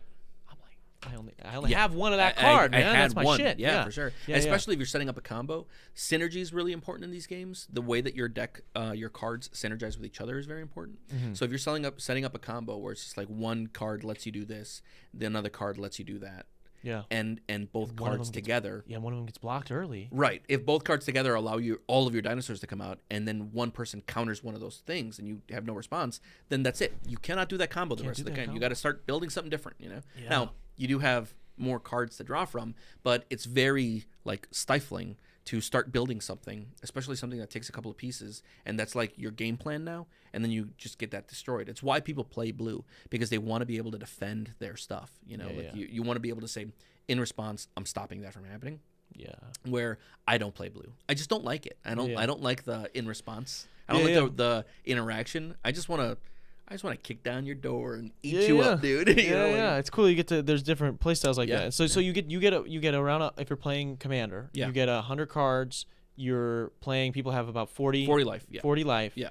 And my goal is we were talking off air a little bit about this. Is when I'm doing my attacks, when I'm swinging at you. Yeah. I'm swinging at you, not your necessarily your. If your shit is in the way, your cards, your dinosaurs, whatever. Yeah. They're in the way of me swinging at you. So every card game kind of has a different like win condition. Yeah. Magic's is I swing at you directly. I'm trying to get rid of your 40 pieces of health. When you're playing Pokemon, you're swinging at the active Pokemon. Right? Yeah. When you're playing Riftbound, you are fighting over a battlefield. So everything kind of has a different mentality. In Magic, you are swinging directly at your opponent's 40 health. And if your opponent has other creatures on the field, they can choose to block and stuff. They've got a lot of different answers for damage coming in. Yeah. But the idea is I have to take you down to, like whatever health. They're to 0. Wow. Okay. Interesting. Yeah, so that's how you win in Magic, would be getting taking you down to 0. Do you have a favorite card? A favorite card? Just something. I do have a favorite card. It's called what's it called? It's called Defense of the Heart. That's my favorite Magic the Gathering card. So Defense of the Heart is a card that comes down. It's an enchantment, so it stays on the board. It's a permanent. And when it's out, on your next, if any of your opponents have 3 or more creatures out, I'm pretty sure it's 3. It could be 2, but I think it's 3 or more creatures. On your next upkeep, you can sacrifice Defense of the Heart and bring out any 2 cards from your deck that you want. You just you don't have to pay their cost. You don't have to do anything. You just go into your deck, find whatever 2 cards you want, and you can bring them out for free. That usually ends the game because there are a lot of 2-card combos. They have to be creatures, but there's a lot of 2-card creature combos. I could bring out this raptor that damages any card that's coming into battle. Yeah. On your side, and then there's this other one where every time it's damaged, it makes a copy of itself, and so I'll just make infinite raptors and just end the game like that. Yeah. So there are a lot of 2-card combos in a deck, and Defense of the Heart is literally a time bomb. You put it out, and then you go, on my turn I win unless somebody does anything about it. And I just love how the atmosphere of the room changes whenever Defense of the Heart comes out. It just feels very menacing. It's like a threat. It's like slapping it on the table. Yeah, man. Yeah. It's literally I'm ready. You literally put it on the table, and you're just can anybody do anything about that? Yeah. No. All right. Well, then I win. Well, okay. So we talked a little bit about Magic, a little bit about D&D. Yeah. Warhammer was one of those other big ones too. Right. I have some friends that are super big into Warhammer. Can you just give me briefly what the hell is Warhammer? Right. Yeah. And then I want to get into a little bit of the community of that too. Right. So Warhammer is a game where it's a war game. So it takes place Warhammer 40K, which is the more popular one. There's 2 versions. There's Warhammer 40K and Age of Sigmar. Age of Sigmar is kind of like their high fantasy version. 40K is the space one. That's the one that most people are familiar with. Is the big space cadet right? The guys. Space Marines. Yeah, Space Marines. So 40K takes place in the future. It's humans. And those are the Space Marines.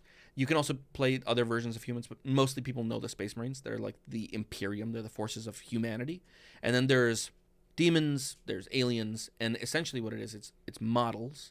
And you build these models, you paint them however you want, and then you play a war game in 3D space with them. So every model will have range, and every model will have an amount of shots that it gets and damage that it does. And if you're playing Tyranids, which are giant bugs almost. Yeah. Think of the bugs from Starship Troopers. Yeah. They won't necessarily have a lot of ranged weapons, but if they close the distance, it's like 1,000 small things just like running you over. They're kind of a horde army, and there's everything in between. There's like mega space marines called custodes. Yeah.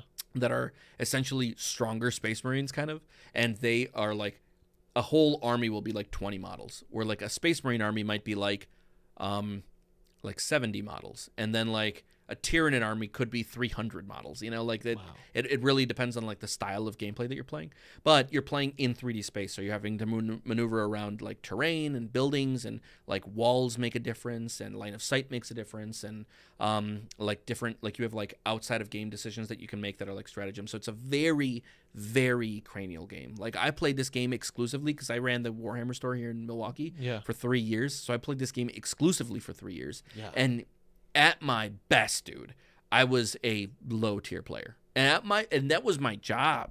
My job was to play this fucking game. Yeah. As like I needed to know the game as well as it could be known. You know, realistically, it'll help my job to to know the game well. And I played an army that I really liked. I played Thousand Sons, which is kind of like they're like Chaos Space Marines. They were humans that kind of fell to chaos, but they were like the magic users, so they're like Egyptian looking, and they were very, very cool looking. I really dug the whole design, space wizard vibe, and I was okay, you know, like I still got beat like 9 times out of 10, I would say, you know, like that's just a complicated game. It's so fucking hard. What is that? So when you like getting your models and you're like building out your army, I mean that's the cost. You gotta buy a lot of shit. Yeah, I would say. And does it work? Is there like a because we're talking Magic, right? It's like there's a set number of. I gotta have 100 guards. Kinda. So like, what if you just have more guys than me? No, because you're still doing. It's like a deck in that, like, you know how you can only have 100 cards in a deck. Yeah. You can only have a certain amount of points, and every model has a different points cost. Okay. So like usually people are playing 2,000 point games, and so I can only bring 2,000 points worth of stuff. So I like it's very different. Sure. That being said, it's still very like there's still like better ways of doing it. There's metas exist in games, you know, so you can buy the better stuff, and a lot of times, not always, but a lot of times, the better stuff costs more, and like you could buy a knight, you know, it's like I don't know if it's like 450 points just one model, and it's this big dumb fucking giant robot thing. Okay. And that thing is just gonna melt through a lot of stuff, but each one of those things costs $200. So like not everybody has knight money, you know? Yeah. That being said, I would say Magic and Warhammer are the same cost. They're both as expensive. Really? Like Dungeons and Dragons is the only one that can be free. Dungeons and Dragons can be free. Yeah. Like you don't even need dice really.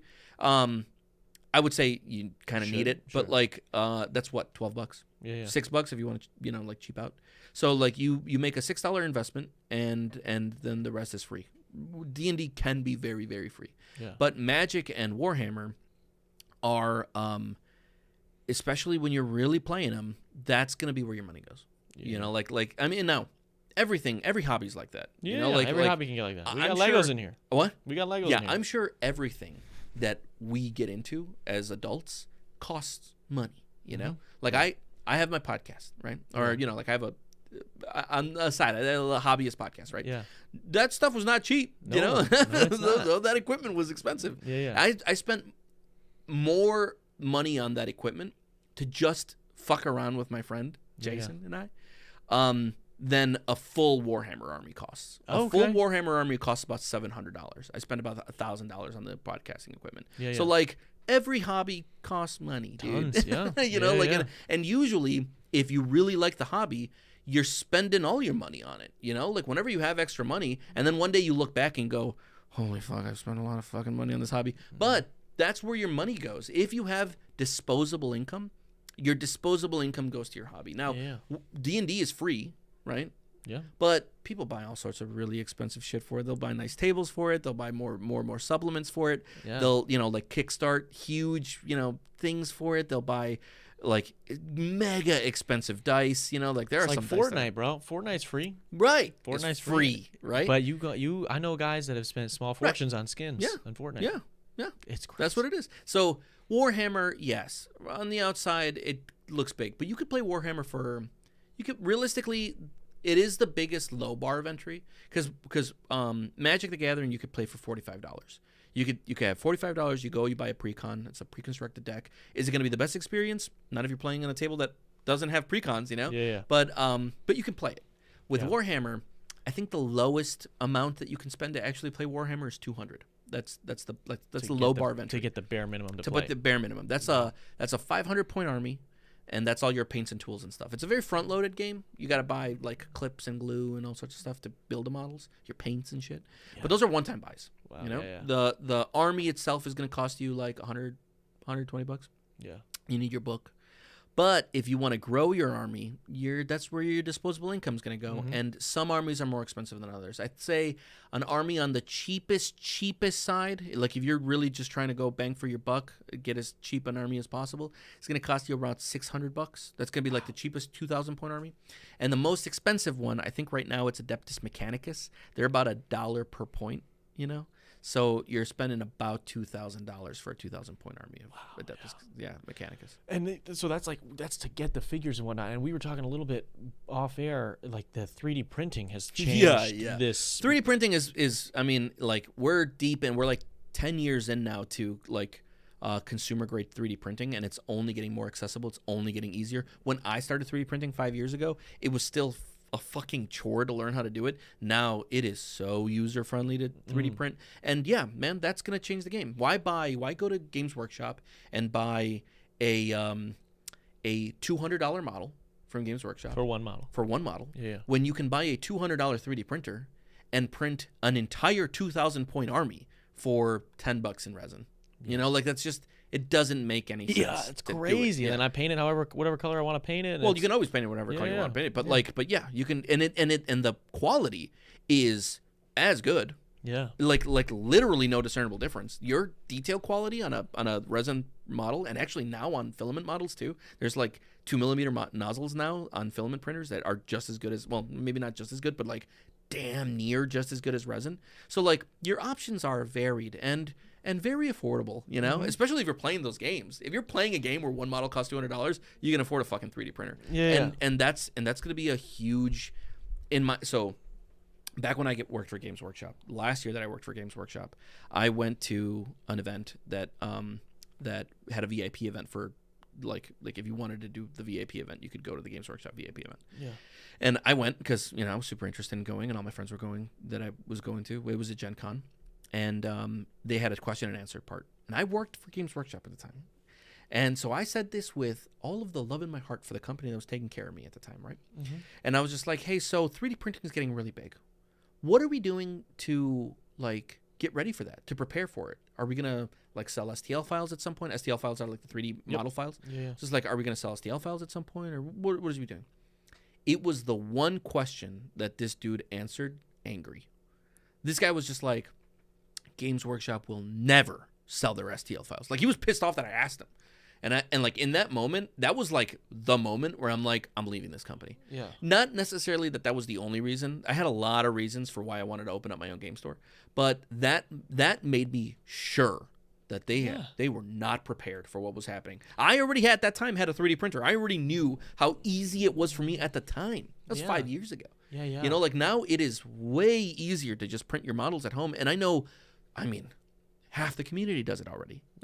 There's no reason to pay so much money when you can so affordably print them at your house. Yeah, I mean, it just doesn't make any sense why you wouldn't. If you could see the writing on the wall, why you wouldn't want to find a way to pivot and be a part of that, instead of let's be this. How many companies could you name off the dome that did not pivot to emergent technologies and were done? They get smoked. I mean, tons of them. And just get smoked. Yeah, that's what happens when you don't pivot from emergent technologies. And they did not seem like they were. They were very anti that. Yeah. So like, sometimes models come out, and I'll go into the release, you know, like the posts, and people will start printing or like will start commenting 3D printer go brr because of the price, and they delete those comments. They don't delete comments that are like, this model looks stupid, but they delete the 3D printing comments. Yeah. They're very, very unhappy with what 3D printing is doing to the environment, and yet they are doing nothing to assimilate to it. Ride the wave, man. Exactly. Release STL files. Yeah, dude. Paid STL files, there you go. You saved your company. But instead, they're just like, no, people will buy our giga expensive models forever. I don't think so, dude. No, I don't think so. Like, you think about, like, we're talking a lot about, like, collaborative writing and community and stuff in this podcast. Dude, let your community, like, the fact that you're just like, we're so sure that our designers are going to create the things that people are going to want, and not only, like, because maybe your designers are that fire and they really are. They really are great. But the heavy metal team is insane. But I can make, when we have them, however many people are in that team versus the entire community of people that play this thing. Right. Open source, making whatever they want. Well, and so, like, that's already happened. They can't stop that. Yeah. So, like, you can go on a site like My Mini Factory, totally legit site. You know, like, it's a big forum for a place for people to share. It's like an online sellers market, and people just sell their STL files there. There are huge amounts of creators that make a living, and not just a living, a fucking good ass living. Yeah. Just designing counts ass models for Warhammer. Yeah. And what are you gonna copyright? Space Soldier? You can't fucking copyright that stuff. You know, you can't copyright a dude in power armor. You can copyright your Space Marines, but you can't copyright a dude in power armor. And guess what? My dude in power armor looks sick. And it looks sick as hell. And people are gonna print it and use it as a Terminator. And you can't stop them because you can't stop. You're not gonna outlaw 3D printing, and you can't stop creators from making 3D models of the shit that they like. So what do? Yeah. You lose market share. And your shit starts to tank heavy. And at some point, you're not a viable company anymore, and you go under. And then that's just what technology does to companies that refuse to pivot. Yeah. And so that's why, I mean, we don't sell first-hand Warhammer anymore. We don't sell new in-box Warhammer. We still do second-hand Warhammer, because a lot of times people want to get out of their, like, Warhammer hobby to get into Magic, for instance. So they'll just be like, well, I have a bunch of Warhammer that I'm never going to play again. I'll sell all that stuff. We buy it. We'll give you store credit so you can turn it into Magic, and then we have now more affordable Warhammer on the walls. And more affordable Warhammer, I think, like, recycling community, like, product like that, I think, one is probably just better for the environment, but two, really, like, it's a healthy secondary market. It's a healthy local market too, and it's a market that isn't going to be affected by something like Amazon, where like this is just the community buying and selling the stuff from the community, you know, and we're just giving them a space to do it. Yeah. But neat. And I mean that's what like Pokemon does, and that's what Magic does. You know, like there's a lot of like that buying and selling of cards. I want to get into Pokemon before we wrap today. Yeah, dude. This is what I want to get Happy to. to talk about Pokemon. Dude, Pokemon is crazy. Yeah. It's insane right now. I worked in retail. We were talking off air a little bit. I used to work in retail. I was working at Target. People would harass you. Yeah. They'd be like, when is this guy coming? Right. When is he going to be back? And I'm like, I don't know that guy. I don't know. And they'll like shake you down. Right. To know what's going on. What's up with the Pokemon hysteria? Yeah. So like the context behind what's going on with Pokemon, I think, is predicated on the idea that we live in a capitalist hellscape. I think that's what we need to start there. Yeah. You know? And the reason that we need to start there, that's not even trying to be political. That's being accurate. We live in a place where money determines fucking everything. If you don't have money, you die, you know? Like zero money, nothing. The more money you have, the better you live, right? So right now, there is a product that exists in the world called Pokemon TCG that is essentially a money multiplier. You can, like imagine that it's a box. Mm-hmm. It's a product, it's a box that you can put any amount of money into it and double or triple the amount of money comes out. Yeah. In this world that we live in, that's going to be a coveted product. Mm-hmm. People will punch each other in the face for it. Yeah. People will do everything that they can. People will stalk truck drivers for it because it is a money multiplier. Yeah. Anytime a money multiplier exists in a capitalism, it's going to be abused. You know? Yeah. There are people who pay for bots, for like digital bots, to spam pre-orders and clean out pre-orders as much as possible so that they get all of the product at true MSRP directly from the company. And then they take that money, or they take that product that, by the way, all of the scalpers used bots. So no actual person got the product. Only scalpers did it. And they got it at huge amounts. And then they sell it on the internet, on secondary markets, for 2-3 times the amount. And like, who's going to stop them? There's no other product that's available, you know? And Pokemon... And really, all these companies, but Pokemon is the biggest one for it. They don't make enough product to service everyone. One, because they have no incentive. FOMO is a much better way to sell product. if you FOMO every single set, you will sell all of it and then just make another set. You know, you don't have to make as much money on one set as possible before moving on to the next one. Just make a dick ton of money on one set and move to the next one. The FOMO is what's going to drive it. You know, they're gonna clean you out, and as soon as it's out of your hands, somebody else is left holding the bag, and you don't have to worry about that. So, like for instance, now this hasn't happened in over a year, but let's say a bad set of Pokemon came out where it was just kind of like nobody wants to buy it. Say, because of the FOMO, you're gonna sell out. The scalpers are gonna buy it. The scalpers might be left holding the bag, and really in that case, fuck you, you know, like don't scalp the product then, you know. Yeah. But Pokemon still made all of the money, Yeah. and then there's still an expectation that was the one dud, and the next one is going to be the good one, and that one's going to sell out too. They would have to have multiple bad sets in a row, and that just hasn't happened. We have not seen a bad selling Pokemon set in over a year. November of last year, Surging Sparks came out with a $400 Pikachu in it, and since that set, every single fucking Pokemon set has been like drugs, bro. Every single one of them just disappears instantly from any place. I get product in my store, that day it's gone. There's no amount of product that can be like held where somebody's not going to want to buy it off of you. And if they can get it at big box stores, generally speaking, big box stores, they don't sell at market price. They sell at MSRP. MSRP is not what the market is selling, because when the product dries out, now the demand is higher than the availability, and then the market goes crazy. And that's why I had told you it was an unregulated security, because when we have things that appreciate, like collectibles and stuff that are like assets that appreciate based on like market forces, we call those securities, and something like stocks is a security, right? It's like it's based on like the strength of the company and the valuations and all this stuff. There's a lot of market forces. But there are governing bodies for those. There are regulating bodies for stocks. You know, there's people that are making sure that these things don't get like, well, it still gets fucked with, but like, but there are, but assumedly, there's people trying to have some guardrails and regulations on how we how safe move with this is. Yeah, exactly.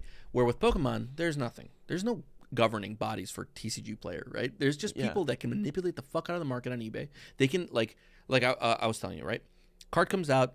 It's a hot card. You have a lot of them. You have like 15 of them, right? You sell this card to yourself on the internet. You only put one up. You sell this card to yourself for $300. So like you have two accounts. One of them sells one of them buys it, and now there's a sold there for $300.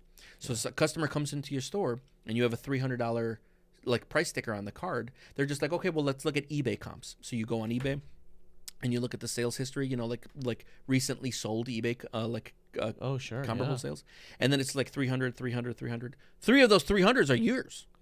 But you're just like, it's been pretty consistently sold here for 300. It's like, okay, bet that's the price for it, and then you just sold it for 300. That is the most unregulated security that exists on planet Earth, and people are making so much fucking money on it, dude. Like an insane amount of money. The market manipulation is crazy, and like, you know, as a participant in capitalism, what is your option? To not participate? If you have the option to double, triple your money, and you live in a world that is exceedingly harder to live in, do you go, no, because my values are too strong? Or do you go, yeah, dude, this shit sucks, but like you got, like if you don't sell it, you're not gonna be able to fucking pay your rent and shit. I might have to stone cold, stunner somebody. Well, so like that, like I think a good argument that is made is you don't have to do this. You know, you don't have to fucking sell cards like this, you know? And a lot of people don't, you know? Like these are niche communities, and the scalpers are assholes. So like we have ways that we've designed for our store to make sure that scalpers don't buy from us. So like when we get product, right? When we get our initial allocation of product, we will do a pre-release event and sell it at MSRP, but only to the people that participate in that pre-release event. And when we do, we're cracking the packs. They're like sealed events. You get 6 packs, and then afterwards you win 3 more packs, and then we allocate 6 more packs for you if you want to buy them, you know? So like everybody has the opportunity to buy single packs. Nobody's going to buy 3-4 packs from us and then put them on the internet. The people who are doing that are the people who are buying boxes, and we do not sell boxes of Pokemon like that. Like that's the quickest way for you to sell your product. And you're trying to be like a good guy to the community and be like, yeah, I'm going to sell it to you at MSRP. And then immediately that dude walks and puts it on the internet for 3 times their money. So like nobody, like Nobody's doing that to me. You know, like you know, like if anybody's gonna make money on my product, that'll be me. I started the store for it. You know, like I risked it all and took out massive loans to be able to do this. Yeah. So I'll sell it at MSRP, and then but you'll only buy a certain amount from me, and not in a way that they can be like sold. You know. Yeah. Which makes sense that to have some sort of guardrail. Right, and that's the way that the community gets product. One of the things that's like the biggest problem right now is that these games, people forget, aren't just for like collectors that are like millennials, you know, who grew up with Pokemon 30 years ago. They're also for kids, you know, like these games are made for kids. So they can play them. And also collect them, you know, like a child sees collectible cards like Pokemon and loves the feeling of collecting the cards that they like. Kids like this. And yes, adults also like this.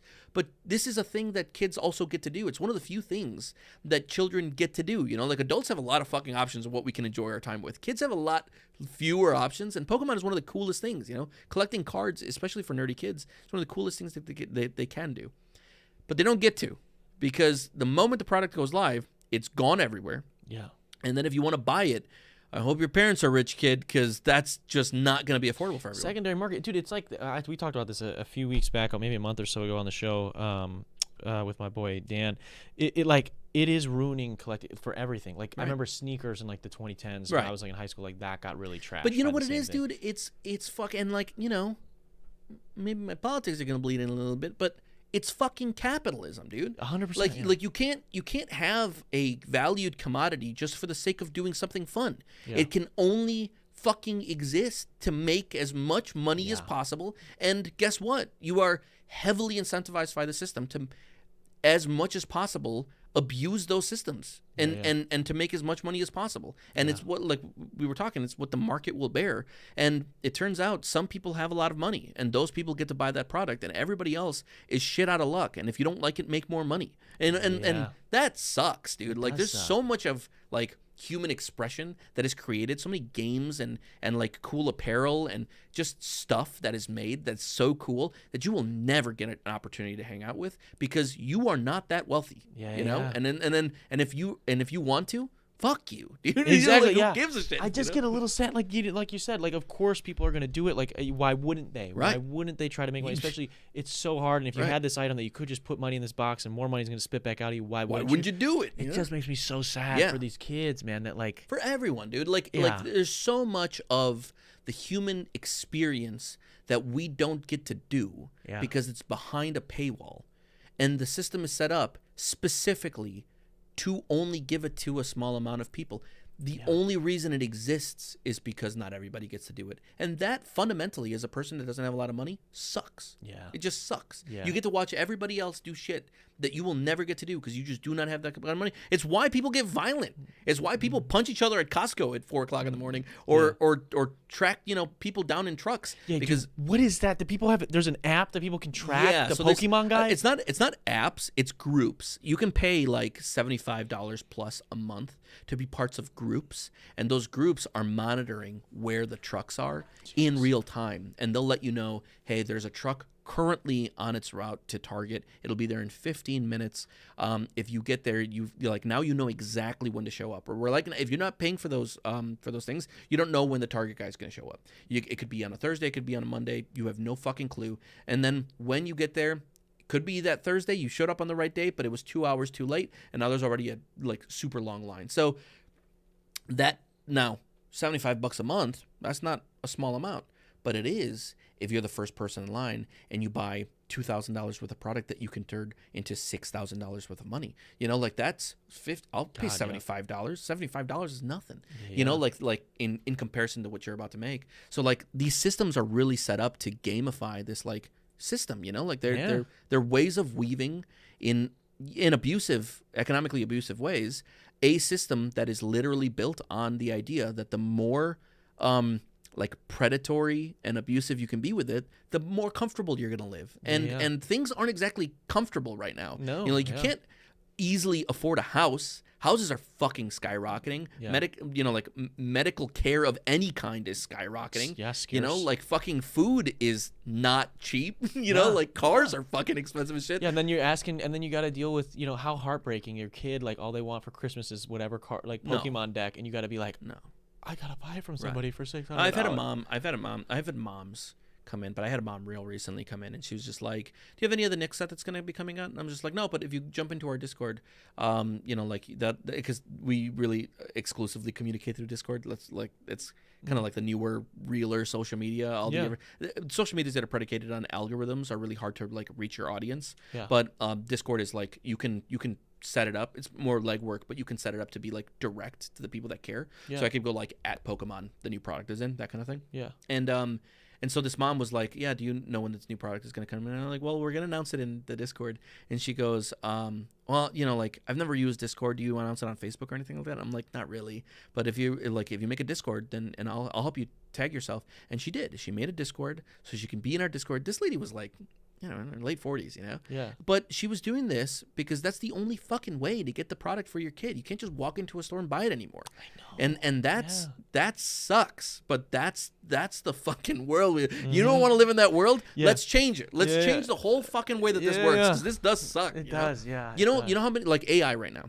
God, yeah. AI is coming out, and artists are losing their jobs, But it's because the only reason artists hate AI is because AI is making it so that they can't live off of the thing that they worked their entire lives at doing.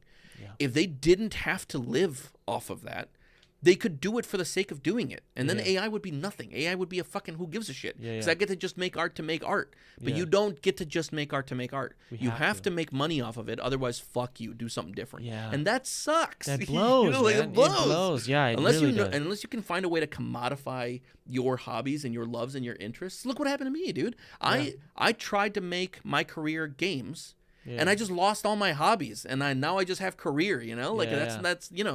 That's not cool. That it sucks. is. We have to make money off it. Yeah, I mean the same thing. We're podcasting, right? We have sponsors on the beginning of the show. It's like you can't just do it for fun. Yeah. If you can't find a way to make money off of it, sorry, dude, you don't get to do that then. Yeah. Because how are you going to be able to live? Right. Yeah, exactly. Yeah. Unless you're rich already to start with, and then it's like, I'm not.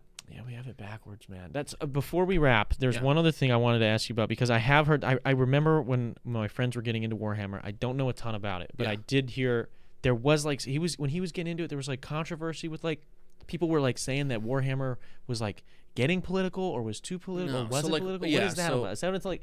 My buddy that I'm talking about is no longer my buddy. He's kind of a neckbeard, red pill guy. Yeah, so I don't know what he was upset about, but I imagine it wasn't what I would be upset 100%. about. So here's the thing, right? When I took over Games Workshop in 2018, there's a picture of an event called Brew City Brawl. Really cool event, a lot of cool dudes. Really love the dudes that run it and that played in it. Like, they were members of the community, really, really chill guys.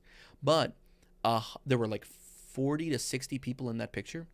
100% of that was white dudes. Yeah.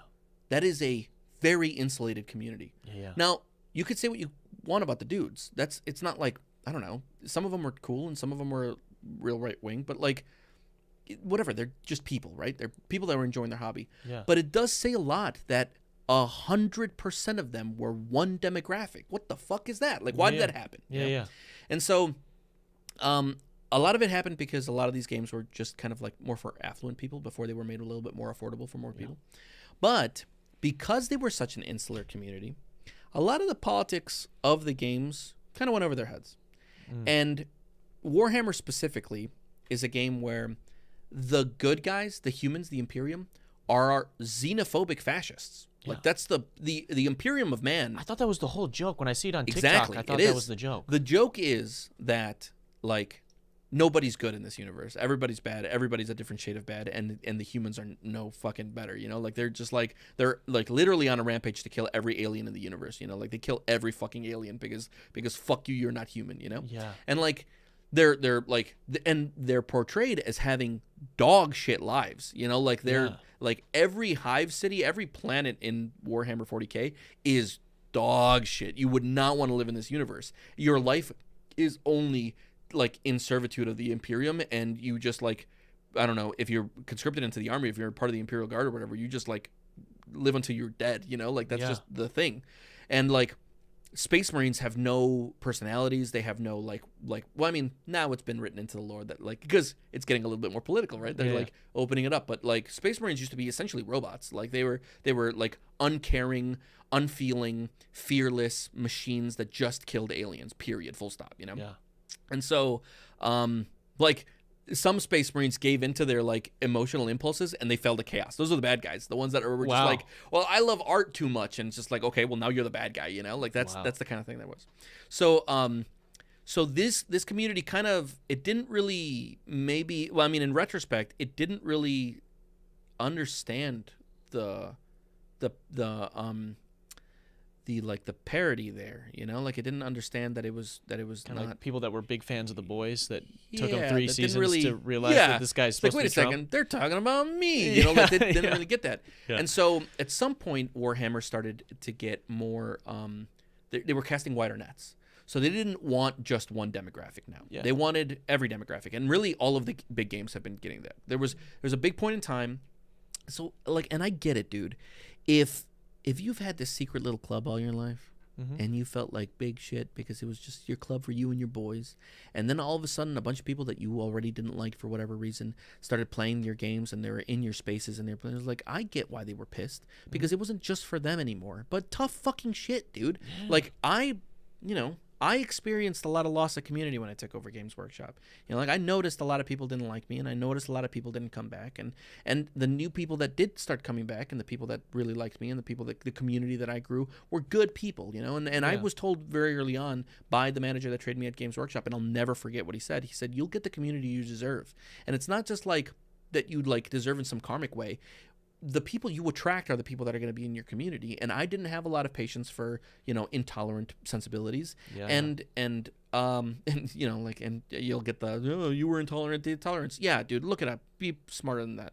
But yeah, I didn't have a lot of patience for that, and I wanted to make sure that the game was an inclusive game for women, for minorities. I'm a minority, you know, like I'm Mexican, you know, like, and I felt weird going into my own store when it was just a bunch of white dudes. Like I was just like, God, I hope they like me, because I didn't feel immediately integrated into their community, and I wanted to make sure that I built a space where you didn't have to feel that. You just showed up and you were just like, yeah, this game's for everyone. Now, so did Warhammer.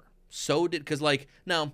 You could say they're doing it for a very cynical way, right? The more people that are playing your game, the more people are spending money. You don't give a fuck who it is, you know. Like, it's like when Target puts the LGBTQ stuff out, and then they take it down because they don't actually like us. Yeah, they just want more money, right? So they're casting this wider net. But when they're casting the wider net, and they're introducing female custodies and introducing black Space Marines, things that you just didn't see, you know, like all of a sudden, and people, you know, here's my biggest problem. People are just like, I just wish they didn't bash me over the head about it, because they exist. That's bashing you over the head about it, because they just like, because it is there now. I just can't get that, man. That's in everything. People say that with like movies where they're like, oh, they're trying to brainwash our kids because they got 2 girls kissing in Star Wars, and I'm like, dude, first off, that Star Wars movie sucked on its own. Yeah, right. No one watched that. No one made it to the end of that movie to see that. Secondly, like, you have seen the gay people, the lesbians that have existed their whole life and watched only hetero relationships make out in movies, still turned out gay. Yeah, it's not. Dude. It's stop. It's not bashing your head over anything. It's just a little bit of representation. Yeah, and there's like this very funny quote that it was just like, there are 2 genders, male and woke. There are 2 sexualities, straight and woke. And there are 2 races, white and woke. You know, like, unless you're straight white male, everything else is woke. And it's like, can we not have anything without it feeling like, well, I just wish that everyone was a minority. They're not. I promise you. They're still mostly minorities. Also, dude, this is the thing that cracks me up about why people get mad about representation in anything. Ask if you're a white person and you got like a dad, an uncle, a grandpa, whatever. Ask him, if you turn on an NBA game, who his favorite player is on the court. It is always the token, like, barely 6 foot white guy that's pretty good at shooting threes. They love him because they feel represented. Right. You know, right? And it's the same thing when you see a white corner, and there's a whole meme right now on TikTok where it's like a white corner. There's like one guy in the NFL now who's like a good corner, and he's white, and it's like a big deal because that position's so hard. The joke is that white people had to stop playing it. Right. And there's one guy doing it now, and everyone's like, yo. And all these white dudes like love that. And it's sick that guy's great at it. Yeah. But don't pretend like you don't understand representation. Matter. Right, exactly. That matters to you. Dude, Namor was the first Hispanic hero. Yeah, there was the one guy in the Ant-Man movie, but he wasn't a hero. That was the first Hispanic guy in the Marvel universe. Yeah. But then I saw the trailer for Namor when he comes out of the fucking water in Wakanda Forever. Yeah, in Wakanda Forever. He comes out of the water and he's talking to Suri and her mom, and he's just like, my people call me Al-Kukulkan. And when he was doing that, right, and he had his accent, and like the actor Tenoch Huerta, you know, like I saw him in Narcos, great actor, you know. Yeah. It was so emotional for me to see that, because one, I fuck with Namor heavy, like he's just a cool character. He's a dope character in general. But to see fucking Mayan Namor, you know, brown guy, fucking Mexican accent, be one of the coolest superheroes, bro.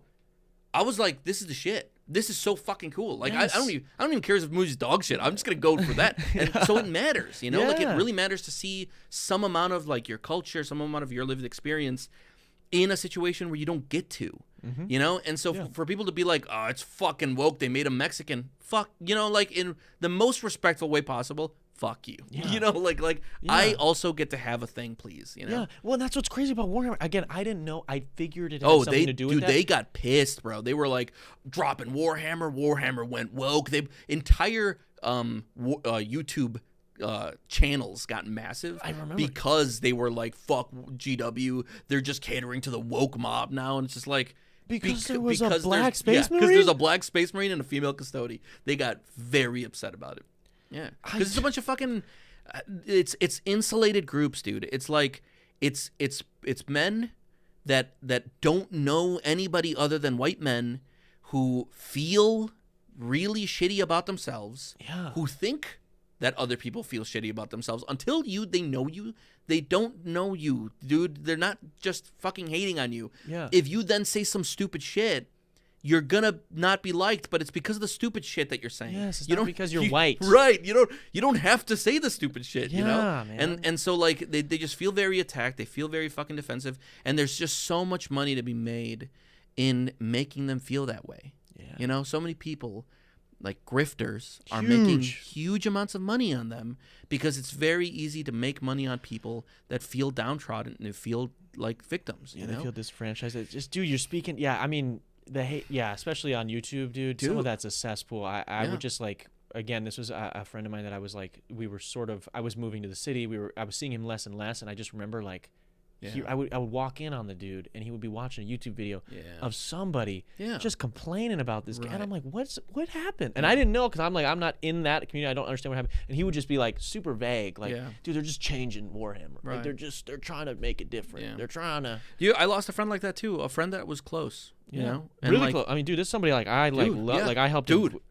there were 3 people on there were 2 people on my Facebook that said brother, my actual brother, and this other guy. You know, like that's how close we were. I loved this guy. We used to play PUBG together, and we would play it literally every day. You know, like I would just come home and we'd play 2-3 hours of PUBG. You know, and then one day he just stopped talking to me, and it was, I got ghosted, and I would text him every day. Like at first I was just like, hey man, you know, where you at?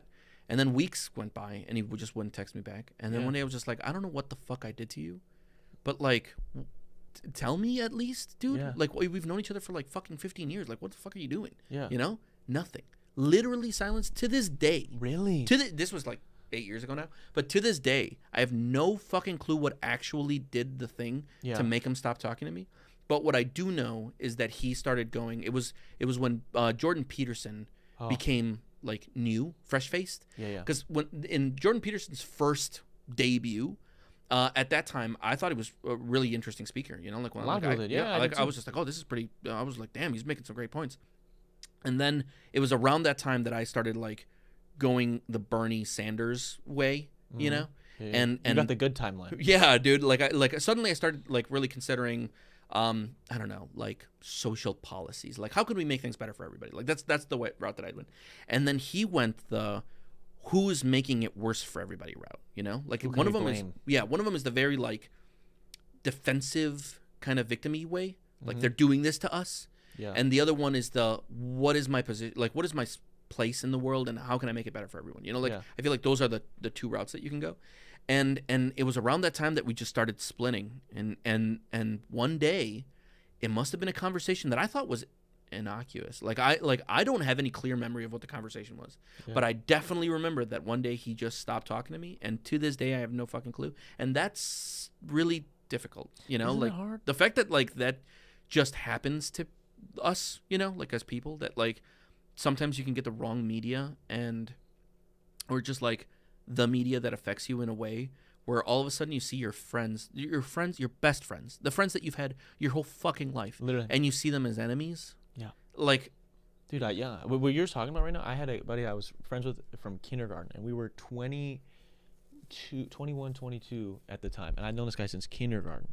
And we, he wasn't even on social media. He got back. I had just started my company, was pretty new, and he wanted to like do some he wanted to get in. He was interested in the media stuff, so like he had just gotten back on social media because I asked him to like be able to share some stuff and be a little part of the community. And he like only friended people from our very small town, and then it was during the Rittenhouse stuff was going on. And he fell right down the other pipeline, and we had a conversation where I was like, he started calling people color thugs. Yeah. And I said, I literally went, and dude, it was like it was literally the dog whistles. Yeah, all the dog whistles, and it turned into like the SpongeBob meme where like he's like, where he's showing Patrick his ID. Yeah. And he's like, "This is you, right? Or your name is this?" And he's like, "Yeah." And he's like, "And you look like this?" And he's like, "Yeah." And he's like, "Well, this is your ID then." He's like, "No." Like my buddy would agree with me everything I was saying, and I'd be like, "Well, then you don't think this." And he'd be like, "No. Yeah. I do. I do think that." And I'm like, "Really?" And I'm like, "What?" And it came to a point where he was just like, he said something about they're thugs, and he had to do what he had to do, and I'm like, "Oh my what's God. A thug?" Yeah. And he was like, and he just starts it with black people that do X, Y. And I'm like, bro, that was not the answer. Yeah. I was like, you gotta get out of here. Clear your head. I was like, and I took him home. I drove him home, and I was like, dude, clear your head. We'll talk tomorrow. Like, I was really trying to like pull him out of there. Yeah. And he just like, I think he was embarrassed or whatever. He called. He left. He had his mom call me and leave me a voicemail saying he was never gonna speak to me again. Never spoke to me again. But like, how do you? And he's fallen down way worse. Of course. A red pill. No, because I know I have mutual friends. Like, listen, I fell down my rabbit hole way worse. Sure. You know, like I am not the Bernie-crat that I was in 2016. You know, like I'm way to the left. I would say, yeah, same here. Yeah. And so like there are different things that do this to us. But like what I've found is that I think that having these conversations with people is good to a degree. Mm-hmm. You know, like when I'm talking to people, if we're vibing and we're on the same side, but we have a little bit of a disagreement on certain things. Like I got this buddy. I'm not gonna call him out because like, oh man, I want to shout him out because he does some really awesome stuff, but I also don't want to call him out because this is like, I don't want to expose anybody's politics, right? Yeah. But he and I are on the same side of the fence, right? Mm-hmm. But we differ on a couple of things. Sure. But we're on the same side of the fence. So I always feel comfortable having little debates with him because one, I love him. Like genuinely, I love him. And I feel like he, like, I don't know, maybe he loves me, hopefully. Right? But I feel like I can have good conversations with him where we're just like, whatever. And then we just, you know, because we're not fixing the fucking world together, you know? We're just kind of like talking about our perspectives. Those conversations I don't mind having. But the conversations where it's just like, for sure, you are on the opposite end. I'm not going to try to convince you of anything. We're not even going to talk about it because it took a lot to convince me of the things that convinced me. It took a lot to convince me of those things. Mm-hmm. And very likely it took a lot to convince you of the things that you believe, right? Yeah. It took like hours of like true intellectuals giving me huge amounts of knowledge. It took reading books. It took interviews. It took a lot of stuff for me to believe what I believe. I'm not going to disseminate all of that for you in a conversation. Not my job either. Yeah, it's not my job either. Yeah. The one thing that I know I can do, though, is that I can be a friend. I can be your friend. And I can show you what, like, I am and hope that it doesn't match what you think the people on my side of the fence are. Yeah. You know, like I have some friends that are right-wing. Oh, yeah. And they're friends. And they love me. Yeah. And we don't ever talk politics. Mm-hmm. But what I always think when I'm hanging out with them is that you think a lefty, you know, a liberal or whatever, is this idea. And I know I don't match what that is. Yeah. You know? And that's the best that I can do. I'm going to be loving and I'm going to be caring and I'm going to be your friend. And I'm going to give you community because you're a part of my community. And I'm going to love you. Yeah. And I'm going to hope that you think, well, they can't all be like that because he's not like that. Exactly. You know? And that's all I can hope. That is really, genuinely, dude, that's like, and that's something that I've had multiple relationships with that where I feel like maybe, and it's not that I'm consciously trying to be some beacon or whatever, but you're just like, it is. You're showing them. It's like, dude, like I still love you, even though I know you think, because I do think deep down, if I believe in my perspective and my stance on these things, then I believe that holds up, and I believe that you'll eventually come to that. If you were exposed to the same things, if you thought the same things. So it's not my job to bat you over the head with it. No. I can still just love you as brother and whatever. But I hope that you get that some amount of information that will inch you to a thing that is better. You know, exactly, But it's not on me. That's I'm gonna let life do what life does. Yeah. Life did it for me. I'm hoping that life does it for you. Exactly. You know, like I just.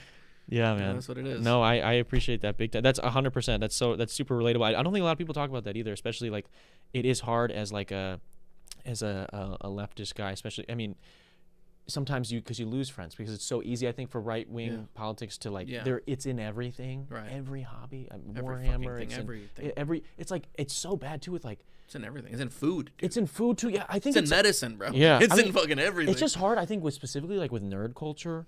Like, because that's like, I feel like when we get super excited and fixated about these are spaces that were safe to people that maybe were disenfranchised, like were picked on or bullied or felt left out for whatever reason. Yeah. Those people are so easy to manipulate. As someone who's been in those groups, it is so easy to manipulate us into thinking that those issues that had to deal with us having high school bullies or life falling on hard times, that it's some other force. It's the other. Yeah, it's the other. Yeah. And like it's not. I unfortunately, it's like I'm an immigrant, you know, like I was born in Mexico and I'm brown, you know. So just in those variables, I was never afforded the ability to not feel othered.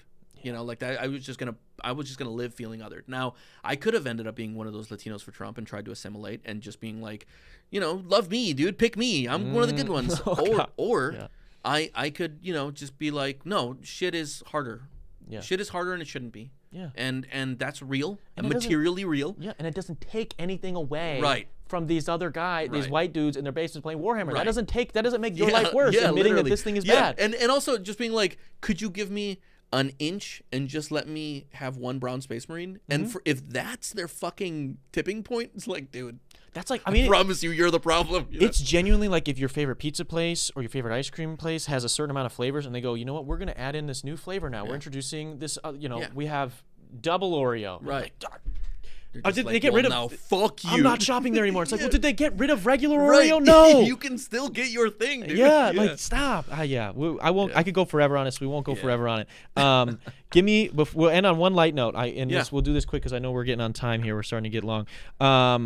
What's like the silliest or craziest interaction you've had, either owning your own store or when you were running game stores? Like, what's like a gaming, or what's a stereotype maybe? It's something that like you wish you saw less of in the community, something just silly that sticks out there. Like gamers, people that play tabletop games will know, and they'll be like, this is crazy. I wish, so I think a thing that like always stands out to me is that I wish there was a better way of differentiating between, because this is a real stereotype, right? I wish there was a better way of differentiating between sweaty players and casual players. I wish there was just like a better, like a real actual way to like separate the two and to grow both communities. Because a lot of what happens is you get really sweaty players, and because the hobbies are still kind of relatively small, you know, it's one of the reasons that I never really feel bad that there's a lot of game stores, because like there's just a lot of people that do not play these games yet. So the community is growing, but because it's not the largest communities yet, if you're playing Warhammer on a Wednesday, there might only be 2-3 people available, and maybe 2 of those 3 people are competitive players, and you're just trying to get a casual game in, and they're just like, yeah, I can do a casual list, and they're just gonna smoke the shit out of you, and that's like pub stomping, you know, like that kind of thing. That's so prevalent. And like our community, we try to emphasize a lot the communication between like players before it starts, but it's just, you don't like, and this at the very least, Magic is trying to build in a system where you can like say, no, my deck is a 3. If your deck is a 4, it's not going to be a fun game, that kind of thing. Yeah. And it's new. It just came out earlier this year. It is very beginning stages of like trying to establish something real. But like that is such a real, I think, one of the issues of the game, where you never know if when you're doing something competitive, if you're playing against someone who's casual, and like just seeing that interaction, like a lot of times you have to step in and be like, oh, hey, maybe try something different. You know, like that's I think that's the biggest like thing that stands out is like as a that'll grow true. Yeah, and hopefully that'll change. I think if there is a way to discern that would grow all the communities. Oh, more. yeah. I mean, it's the same thing with like it's so silly. I'm gonna bring it up again, but Fortnite literally did that with their no build shit, right? Where it was like Fortnite is this massive game, but it did get to a point where it was like if me and my buddies, because we were a little bit older when the game was coming out, we're in college. If now we're in our adult life, we have jobs and shit, and I come home from work and I can't even play the game because the kid's building a fortress around me. Yeah, I barely learned how to use Builder Pro. Yeah. He's smoking me every time. Right. I don't want to do that anymore. So they were like, "Yo, what? We're gonna have this no build version. Yeah. That's just the game. Just play the game. Just shoot people. Right. Amazing. Yeah. Tons of people play no build. Tons of people. The sweats can still play. Right. The sweatiest, most pure version of the game. Yeah. And they play against each other. They love it. And we like have this other thing. I don't even like the sweats is the thing, right? Sweats is so real. You know, there's sweats, but like. They're not even a problem. It's not the problem. No. Like really getting into your game and being competitive isn't the problem. That's awesome. The problem is like the difficulty in navigating a conversation beforehand, so that we know, hey, you're gonna be too sweaty for me. I'd rather not, you know. And that's just a really tough thing to do. So I wish that we had better systems for that. But yeah, that's the one that sticks out. Excellent, man. Well, we got the store link down below. So cool. People can check it out. They can check out the website. Also, come check us out. What's the address too if anyone's local and wants to? Pull yeah, we're 6120 West Layton. Excellent, so like over there by the Meyer and across the street from the Culvers. Yeah, we're right on Layton, right off of 6th Street. Love it, man. Well, I appreciate you coming on the show and chopping it up with us. Yeah, dude. No, thanks for having me. This was super fun. Learned a ton about gaming. I'm gonna have to sit in on a D&D session. Maybe yeah, dude. No, really dude. Cool. Absolutely come in for a D&D session. That would be the shit. You'd that like would be crazy. I would love to try it out. I want to say thank you to everybody who maybe tuned in live, as well as people that are listening or viewing days after. Over on Spotify or here on YouTube. I also want to say a quick shout out to our patrons. They're up on the screen right now if you guys are interested in getting behind the scenes access to extra videos, extra podcasts, as well as a series where I break down, I mix, master, record every single one of my songs. Go to patreon.com/Darren Rita and you can help support the channel for as little as $1. Also want to say a quick shout out to Alpine House 2 for sponsoring another episode of the show, and our boys over at Impulse Cameras in Oak Creek. Both of their stuff is linked down below as well.